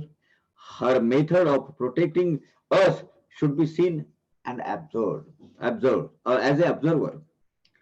When Dwarka Mai is a protector, what poisonous snake can do? The killer cannot do anything before protector." Why Baba has explained this? Why should he mention this long Baba, that is snake? What is its relation? What is the relation? Its relationship with Kaka Saheb Mirikar? Everybody was rather anxious and curious to know this. Still, nobody had courage to ask Baba for clarification. Mirikar was in a hurry to proceed on tour. On going to the Baba's feet, he came down from Masjid on getting permission from Baba. Sri Madhavrao Deshpande was accompanying him. Both reached the gate of the pandal when Baba asked Madhavrao to greet him. Baba said, "Shama, you accompany him to the Chitali. You will enjoy it. You will be happy." Shama stepped down and went to Mirikar and told him, "I also want to come to Chitali. Baba had asked me to join," he said to Mirikar. "I will just go home and prepare to join you." Baba had ordered me to accompany to you till Chithadi. Bala Sahib Mirikar told Madhav, what you will do by coming for such a long journey and long distance up to Chithadi? You will be unnecessarily tired and harassed. As such, Madhav returned and told to same to Baba. Baba said, okay, what we will do? What are we going to do? Lose? We have nothing to lose. Incantation, the holy water, the holy place, holy water, holy place actually. Shaman, God, astrologer, doctor, and preacher will give results as per your faith in them. Mantra. We should always think of welfare of others. We have to do good for all, guide everybody for their welfare. Finally, that will happen, which is bound to happen, which is in their, whatever in their fate, it is going to happen, and their karma will insist them to do it. In the meantime, Mirikar got confused, and he got some doubt in his mind. When Baba is asking Shama to accompany me, he must have some intention. So I must obey Baba, and he indicated Madhav to accompany him. Then Madhav said, I will have to take permission of the Baba again. After getting his permission, I shall immediately return and join you. I was ready to come with you, but you asked me to return. Then Baba said, okay, what we will lose? And he asked me to calm down, sit here. Now I have to take permission from Baba again. If Baba allows, I shall return immediately and come with you. I shall do as Baba says. I am obedient servant of Baba. I don't take any decision without Baba's permission. Then Mother told Baba, Sri Balasaheb Mirikar is ready to take me to the Chithadi. He is asking your permission. Should I go? मग ते जाती बाबा प्रती म्हणते मिरीकर बोलावी ती चितळीस मधला सवेनी ती आज्ञा मागोती आपली. Then Shama, mother again went to Baba, and Baba he told Bala साहब मिरीकर मुझे चितली को लेके जा रहे हैं अपने साथ में, वो he is ready to take me with him. तो मुझे जाने के लिए आपकी आज्ञा है क्या? जाऊं क्या मैं? जाऊं? मग ते हसून म्हणते साई प्रसन्न भाव से बोले, बरे तो नेतो तर तू जाई, हिचे नाव हिचे मशीद माई वृदास काय घालविल. हाँ, यही नेक्टर है. बाला साहब मिरीकर का माइंड सेट चेंज करने के लिए जो ड्राइविंग फोर्स है वो कौन है? बाबा ही है. बाबा ने ही उनका चित्त वृत्ति बदल दिया. और बाबा प्रसन्न भाव से बड़े मिस्टीरियस वे से स्माइल करके क्या कह रहे हैं, ठीक है वो लेके जाता है तो तू जा. अरे ये मजीद भाई का नाम द्वारका माई है, नाव इचे मजीद माई. अपने ब्रीद को, अपने भक्तों के रक्षण का जो उद्देश्य है, उन्होंने जो लिया है, व्रत लिया है, वो थोड़ा ही छोड़ने वाली है. वो लेके जाता है तो जा. बाबा wanted to protect Bala Saheb Mirikar. Any way, anyhow. That is why his immediate paradigm shift हो गए. देखो, immediately उसका mindset change हो गया. आई बहुमायाळू, लेकरा लागी अति कनवाळू, परी लिकुरेज निकती टवाळू, कैसा सांभाळू करेल ती. अरे ये तो मजीद माई है, माता है, अपनी जननी है. अपने बच्चों के लिए तो बहुत दयावान होती है, लेकिन बच्चे अपने अगर उसको उस पर श्रद्धा भाव नहीं है, अगर विश्वास नहीं रखते हैं, तो वो कैसे संभालेगी? ठीक है, तो वो लेके जाता है तो जा. मगवंदोनी साई पाया, निघाले माधव राव जाया, मिरीकर होते जया ठाया. तान गया था भाई साला, बसाया बातले। फिर बाबा की आज्ञा ली, बाबा ने बोल दिया तो इमीडिएटली माधवराव वो जो हाँ वो टांगा रखा था, कार्ट वो पार्किंग करके रखा था, वहां गए और टांगे में बैठ गए। उभयता ते चितवी सगेले, तपा शांती हुजूरवाले, येणार नाही येणार परी नाही आले, मग ते बैसले निवांत। अब वहां क्या थी, वो कुछ रीजनल मीटिंग तय हुई थी चितली में।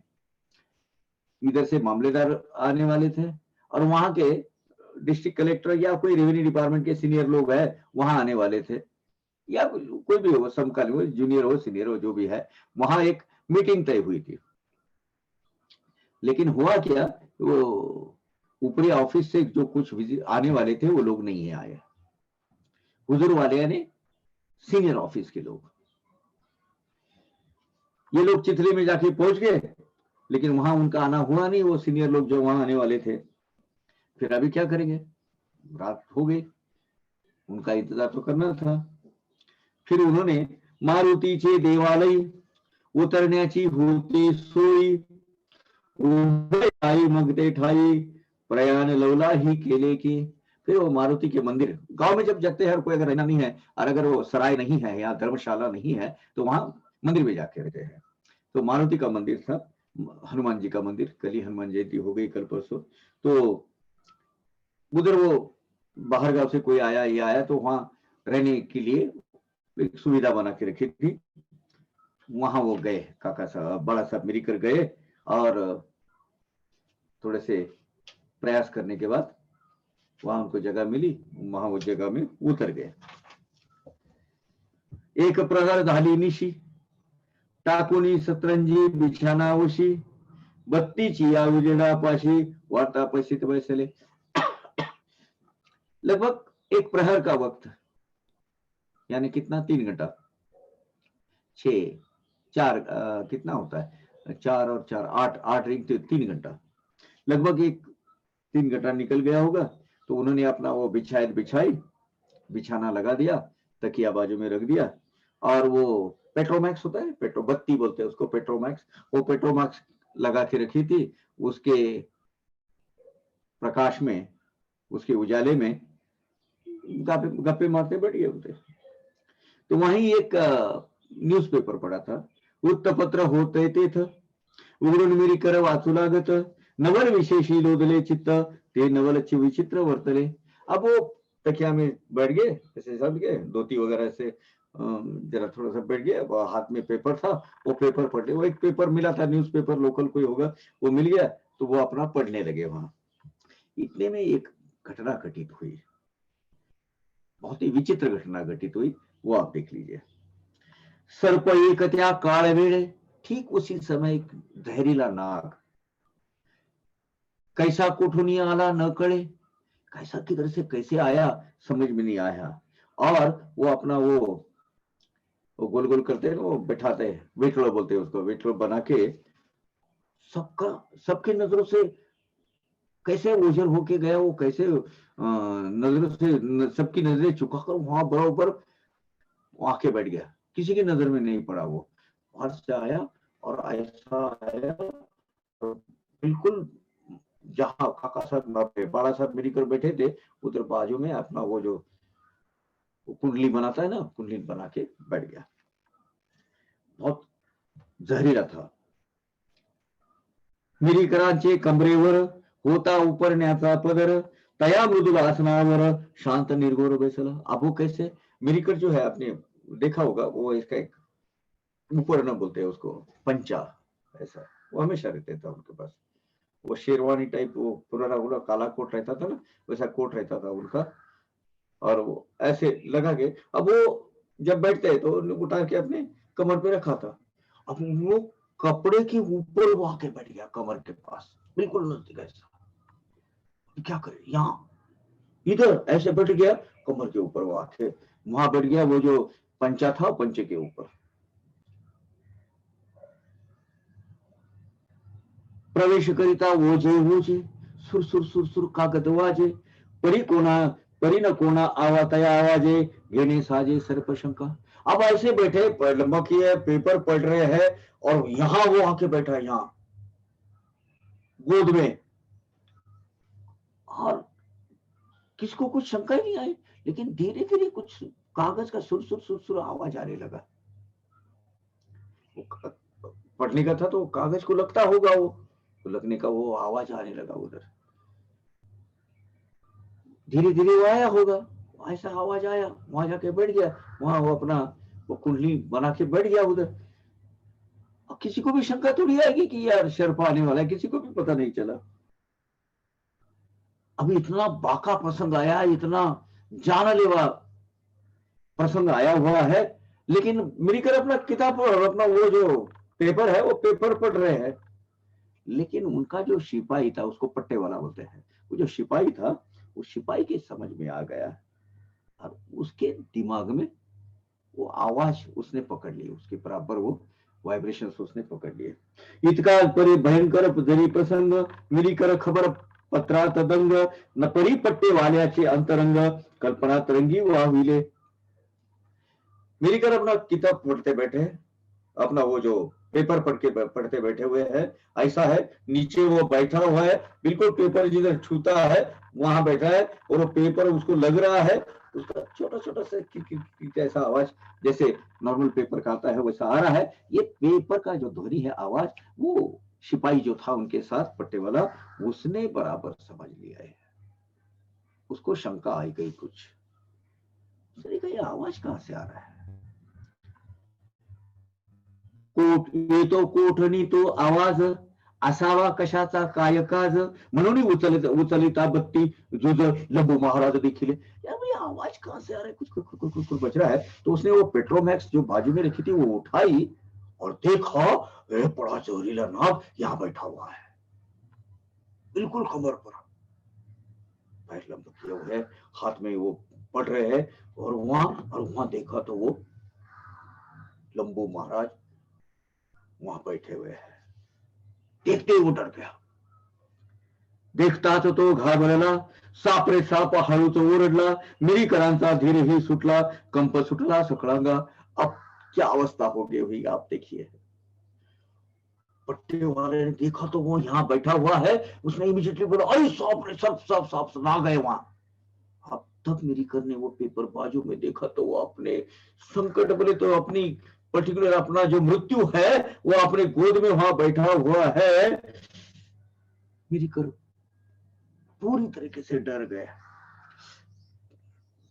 कपकपाने लगे वहां। वो तो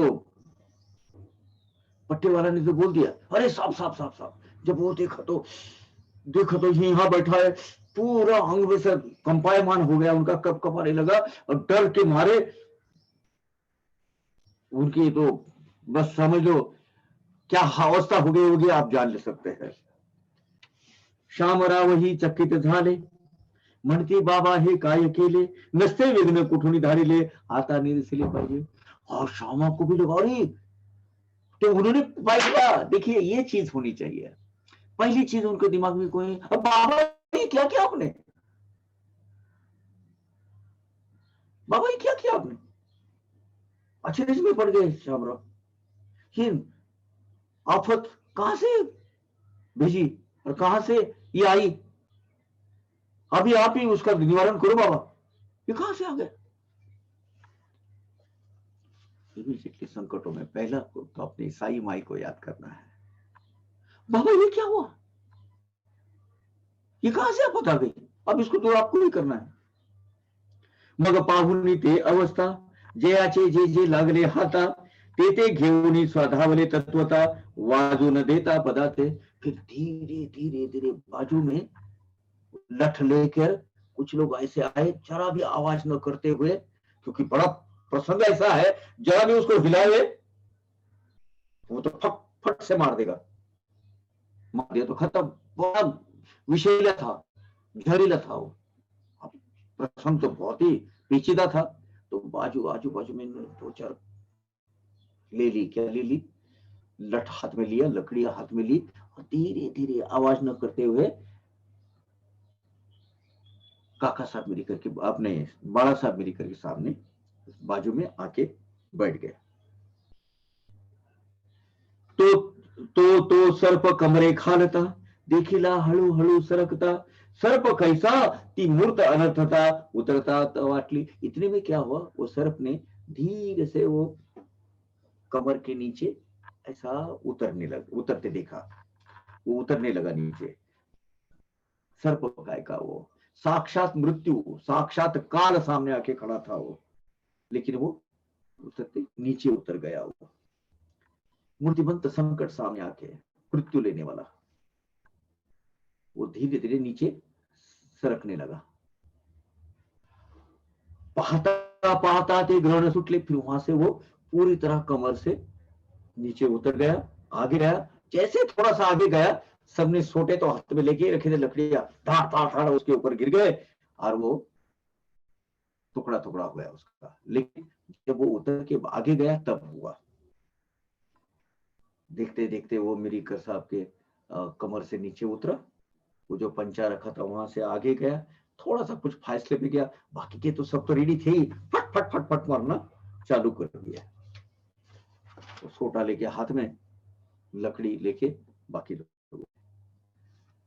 ऐसा वो संकट, क्या अवस्था हो गई होगी, आप जरा कल्पना कीजिए। यहां बैठा है आपका साक्षात मृत्यु आपके कमर पर, आप तो, कुछ लोग तो बेहोश हो जाएंगे, कोमा में चले जाएंगे। एने परी अरिष्ट टळले, पाहून मिरीकर अति गहिवरले, साई समर्थ चियावरले, प्रेम तरतरले, साई समर्था चियावरले, प्रेम तरतरले अतितर। जितना जानलेवा प्रसंग से जब तक तक तक तक भीति से कप कप आ रहे थे, पूरा डर के मारे पूरा पसीना पसीना हो गए थे। अब जैसे वो संकट टल गया, आंख में आंसू आने लगे, भाव विभोर हो गए, भाव विवश हो गए। बड़ा साहब मिलकर गला रुंध गया, उनका आंख से आंसू आने लगे। और साई समर्थ के ऊपर का उनका जो प्रेम है इमीडिएटली याद आया। बाबा ने कहा था, मालूम है क्या वो लंबा बाबा कैसा आता है मालूम है, बहुत जहरीला होता है वो, लेकिन वो अपना क्या करेगा, हम तो द्वारका माई के बच्चे हैं। द्वारका माई का आशीर्वाद जिसके ऊपर है, एक बार द्वारका माई में जाएगा, वो उसके ऊपर आशीर्वाद बने रहेंगे, उसके सब संकट दूर हो जाएगा, अपना क्या जाने वाला है। लेकिन वो ऐसा होता है, तुझे पता है, पहले ही बता दिया था। और वो अपना नहीं करेगा ये भी बता दिया था। और इसकी साक्ष्यभूत होने के लिए, ये सब घटित घटना हो रही, उसके लिए श्यामा को भी साथ में भेजा था। क्यों? आते टाइम पर बाबा का धावा बोलने के लिए, बाबा को अगवा करने के लिए। बाबा ये क्या हुआ, बाबा संभालो। श्यामा ने, पहले श्यामा थे प्रार्थना करने वाले, जब वो नीचे जाने लगा उसके बाद वो मर गया। ये तो डर गए थे, इनको तो बाबा भी याद नहीं आ रहे थे, वो तो जान हथेली पे थे उनकी। उसके बाद पता चला बाबा ने कहा था, बाबा ने कहा था, लंबा बाबा। देखा बाबा कैसे प्रोटेक्ट करते हैं अपने भक्तों को। भाव विभोर हो गए बाला साहब मिलकर, और बाबा का कहना सब याद आया, आंख से आंसू आने लगे, गला रूंध गया, बोल नहीं पा रहे थे। दुःखाचे शहारे मावळले, प्रेम प्रेम डोला वाहू लागले, केवढे हे अरिष्ट टळले, कैसे कळले बाबांना। आंख से आंसू रहे, रो रहे हैं, अरे इतना बड़ा आंख से जो पूरे रोमांच खड़े हुए थे वो सब खत्म हो गए, प्रेमाश्रु निकलने लगे। कितना बड़ा संकट बाबा ने आज टाल दिया। बाबा को पहले कैसे पता चला था ये ऐसा होने वाला है। और द्वारका माई आपका रक्षण करेगी, ये भी बाबा ने कहा था। कैसे समझ में आ गया होगा बाबा को ये प्रकृति का रचना। अभी भी देखिए, अभी भी कोरोना का काल चालू है ना, बाबा को पता है मेरे भक्तों को कौन से किस वक्त क्या करना है, क्या होना है। सुख दुनिया का ठेका नहीं लिया है बाबा ने, दुनिया का ठेका इसीलिए नहीं लिया, वो कर सकते हैं, वो दुनिया उन्हीं की बनाई हुई है, सब कर सकते हैं। लेकिन ये जो काल चक्र और ये जो पाप पुण्य चक्र और ये प्रकृति का जो खेला है, तो प्रकृति के खेल में वो दखल अंदाजी नहीं देते हैं। उन्होंने सिस्टम बना के रख दिए है, लेकिन जो जो अपने कर्म और कर्म भोग है, अपने अपने अपने आपको भी भुगतने हैं। हाँ, बाबा के जो शरण में है, बाबा के जो भक्तगण है, बाबा जो अपना सर्वस्व जिसको मानते हैं, ऐसे भक्तगणों का संरक्षण करना बाबा का काम है। और बाबा करते हैं अपना। कभी कभी तो इस वक्त आपकी परिस्थिति ऐसी है कि आपका प्रारब्ध कर्म ऐसा है कि इजाजत नहीं देता आपको रक्षण करने के लिए, कोई यू डोंट डिजर्व इट, फिर भी बाबा देंगे। उसको बोलते हैं अकारण कारुण्य, यानी mercy showed without any reason. That is extra bonus. Advance loan भी पकड़ बोल सकते हो कि भाई ये अभी ले ले, बाद में भुगतना है, बाद में फेरना है उसको, बाद में तुझे पड़ता उसको वापस करना है। ये भी बाबा करते हैं। बस हमें बाबा के चरण में रहना है। देखा कैसे संकट आया था, ऐसा ही संकट ये कोरोना के माध्यम से हम पर आया हुआ है। हमें बाबा का बन के रहना है। बाबा हमारे लिए जो उचित है वो करने वाले हैं। डर से मत जियो, वो भगवान अभी क्या होगा। हिफाजत, अपनी हिफाजत लो, अपनी चिंता मत करो। चिंता जो होना है वो होकर रहेगा, लेकिन जो कानून है, जो व्यवस्था ने जो आपको बताया है, भाई मास्क पहनो, डिस्टेंसिंग पालो, वो इनहेलर वगैरह सब करते रहो, वो जो अगर कुछ लक्षण आए तो इमीडिएटली डॉक्टर के पास भागो, इतना करो। ये नहीं करेंगे तो मॉल तो ले आपने खुद ही इनवाइट कर रहा है फिर कोरोना को, उसको कौन क्या करेगा, है ना। कैसे हे गंडांतर चुकले, बाबा निवेली कैसे सुचविले, नको म्हणता टांग्या तबे सविले, श्यामा सदिले सायार्थ। अरे बाप रे, कैसे संकट का निवारण बाबा ने किया, और बाबा ने आइन टाइम पर कैसे मुझे सूचित किया। और मैं नहीं कहता था, नहीं मत आओ बोला था, फिर भी बाबा ने ऐसी योजना बनाई कि श्यामा को मेरे पास भेज दिया मेरे संरक्षण करने के लिए। कितनी दयालु है मेरे साईं माऊली। बाला साहब मेरी करके दिमाग में आया, मेरा कितना ख्याल रखते हैं मेरे साईं माऊली। कितीतरी दया पोटी काय येते त्यांची अंतर्दृष्टी, जाणून पुढील वेळ ओखटी, वार्ता गोमटी कथेली। आगे चल के अब तेरे पर बहुत दुर्धर संकट आने वाला है, जानलेवा संकट आने वाला है। ये अपने कारुण्य भाव से, अपने अंतर्यामी दृष्टि से बाबा ने पहले मुझे अगवा कर दिया, पहले अलर्ट कर दिया था, और वो बहुत दुर्धर प्रसंग आगे है, उसका निवारण करने के लिए योजना भी बाबा ने खुद बना ली। सच्चिदानंद सदगुरु साईनाथ महाराज की जय। ऐसी कथा होने के बाद हमें क्यों डरना है। आपको नहीं लगता कि this is merely not an accident or incident that we are reading it in this corona time में, आपको नहीं लगता है ना। है, ये बाबा की योजना है कि आज हम ये सुने, आज हम ये सत्संग में सुने। That is his way of doing it for his devotees. So alert रहो, सजग रहो, सावधानी बरतो, बाबा आगे का देख लेंगे। यू डू योर पार्ट, आगे का पार्ट बाबा देखेंगे। दर्शनाचे महात्म्य दाविले, मशिदीचे महत्व ठसविले, प्रेम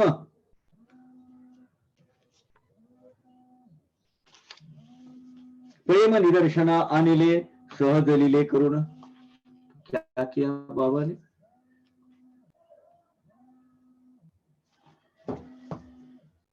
साई महात्म्य, द्वारका माई महात्म्य, मस्जिद माई महात्म्य, इनकी जो महती है बाबा ने उनके दिमाग पर मानव स्कल्पचर यानी कार्विंग कर दी। और ये सहज भाव से ये लीला करा करके बाबा ने, मैं आपका सही में हर संकट में रक्षण करूंगा, द्वारका माई में बैठा हुआ जो जगदीश्वर है, जो योगेश्वर है, वो योगेश्वर साईनाथ हम सब के संकटों को दूर करने वाला है। पहले ही बताएगा आपके ऊपर क्या आने वाला है। बाबा ने ये अगुवा किया, अलर्ट किया। अब दूसरी कथा सुनते हैं। ये कथा बहुत रोचक कथा है। ये एकदा एक मोठे ज्योतिषी नाना डिंगळे नाम जयाशी होते श्रीमंत बुट्टी पाशी म्हणाले तयाशी ते पैसा। अब देखो ये तो बात हुई, लेकिन अपने प्रारब्ध भोग से जो लिखा हुआ, अपने जो नसीब में लिखा हुआ है वो भी बाबा टालते हैं। इसकी कथा आगे है। देखो ये तो ये भी अपने प्रारब्ध भोग से आई होगी क्या हो, लेकिन बाबा ने तो उसका निवारण किया। अब आगे लिखित कथा अपने प्रारब्ध भोग में, यहाँ ये जो भविष्य ललाट बोलते हैं इसको, उसमें लिखी हुई कथा, यानी आपका भविष्य जो है, भविष्य में घटित होने वाली कथा, उसका भी निवारण कर देते हैं बाबा। उसकी कथा है अभी आगे। क्या कहते हैं, एक बार एक बहुत बड़े ज्योतिषी थे, उनका नाम था नाना डिंगळे। वो इसके नहीं, निमगांव के नहीं, ये अलग है। श्रीमंत बुट्टी साहब के पास वो आए थे। बुट्टी साहब तो वहां रहते थे। अब बुट्टी बोले तो बहुत बड़ा एक संस्थानिक कारोबार था, वो खुद एक सरदार के ऊपर थे, सरदार से भी ऊपर थे। तो वो आए थे बुट्टी साहब को मिलने शिरडी में, क्योंकि बाबा के पास सानिध्य में ही बुट्टी साहब रहते थे वहां। वो मिलने थे, आए थे। शायद ये नाना साहब डिंगळे वहीं होंगे, क्योंकि क्या है, क्योंकि उनको बाबा ने बहुत बड़ी शक्तियां देखे रखी थी। वो पशु पंछी इनकी भाषा उनको अवगत थी, और अच्छे ज्योतिषी थे वो भी हो सकते हैं। लेकिन ये श्रीमंत बुट्टी साहब के पास आए हैं, ऐसा उल्लेख होने की वजह से उनका इनका रिलेशन लगता नहीं है।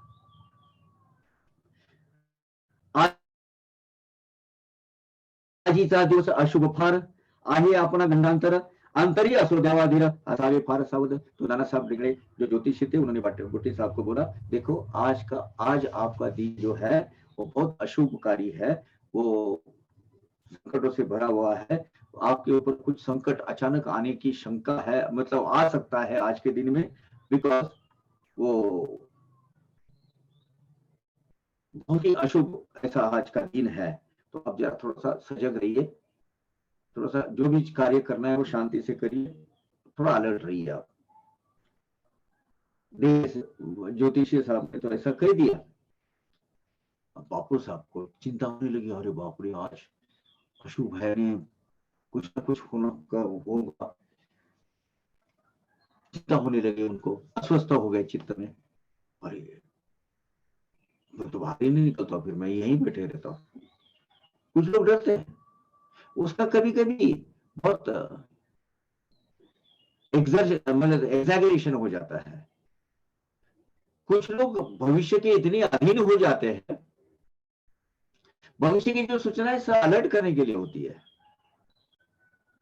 अगर यही चीज अभी पहले कथा में बाबा ने कहते बोलते कि अरे बाप रे, बाबा ने कहा है कुछ ना कुछ संकट है, पर यही बैठो चितली में मत जाओ, कुछ ना कुछ तो होने वाला है आगे, कि बाबा ने लाम बाबा बोला है। ऐसा भी हो सकता है। अपने कर्मों को टालकर सिर्फ भविष्य ये करके आपको अलर्ट रहना है। बात सही है, इससे गाइडलाइंस देते हैं। It's not absolute science, it's a corrective science. ऐसी होने की आशंका है, ऐसा होगा ही, ऐसा भी नहीं हो सकता। इसके ऊपर तो अपने सदगुरु राय बैठे हुए हैं। चिंता होने लगी, अरे आज का दिन मेरे लिए अशुभ है। तो धीरे धीरे वो विचार उनके दिन में आ गए, नाना साहब ने कहा आज अशुभ है, नाना साहब ने कहा अशुभ है। उनका दिन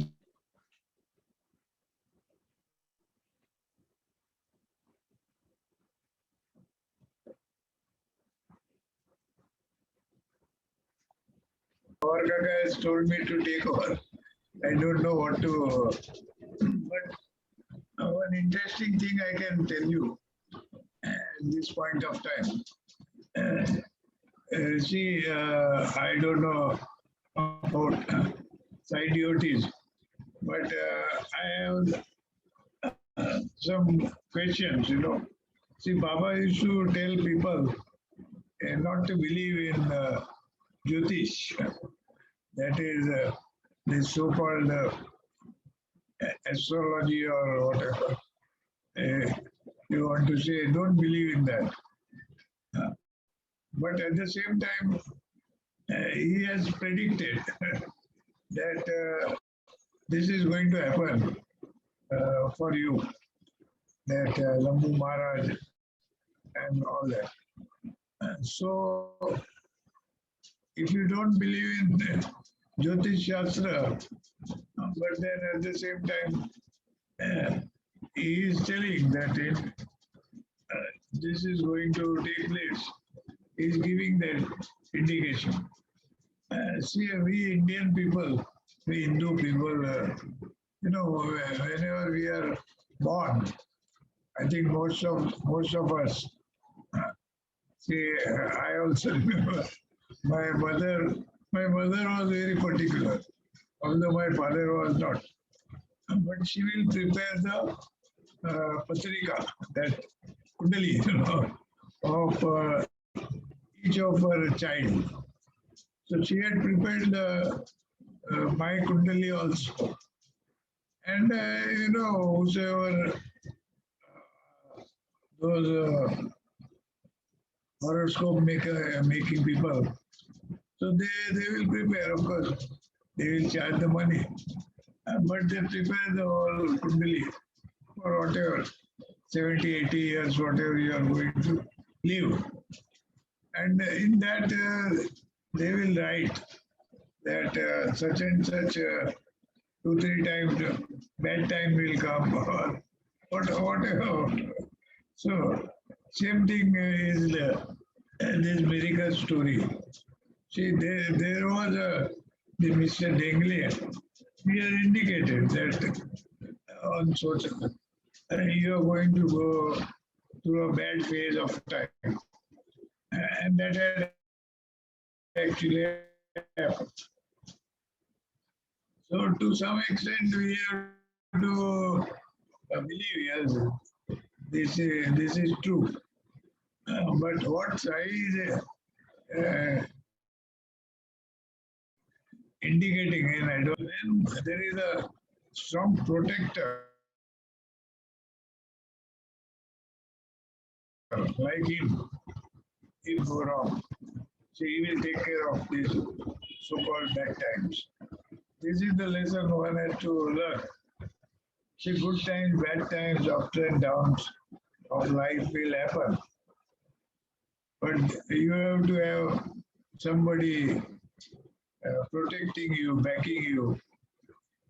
And if you have, then I think you will go through. So this is the teachings of Sai, you see. So why you should do Sai devotion? It is purely because of that. So you will get that protection in the bad times. And that is what Sai had indicated. And Sai advises Shamya to go along because he will witness. He will witness the thing. And, his faith in Sai will multiply. So this was the incident.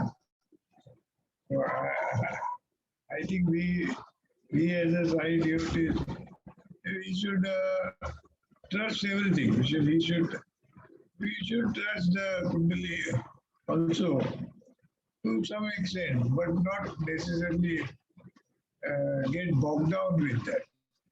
See, things are written.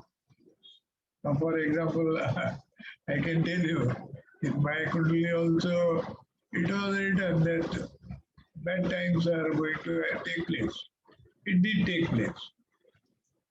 But yes, you have a strong faith in Sai, trust in him, and maybe you are able to overcome the bad times. Of course, one thing is very certain. Someday or the other, the end has to take place, and it will happen, you see. So, But you go through the life, this way, and you are able to go through smoothly even in these bad times. That is sum and substance of the entire thing, you see. Unfortunately, Power Kaka is not there. But this is how I look at it. This is what the message I can give. So I hope Sai devotees will take it in the right spirit. Yeah, I think I have finished.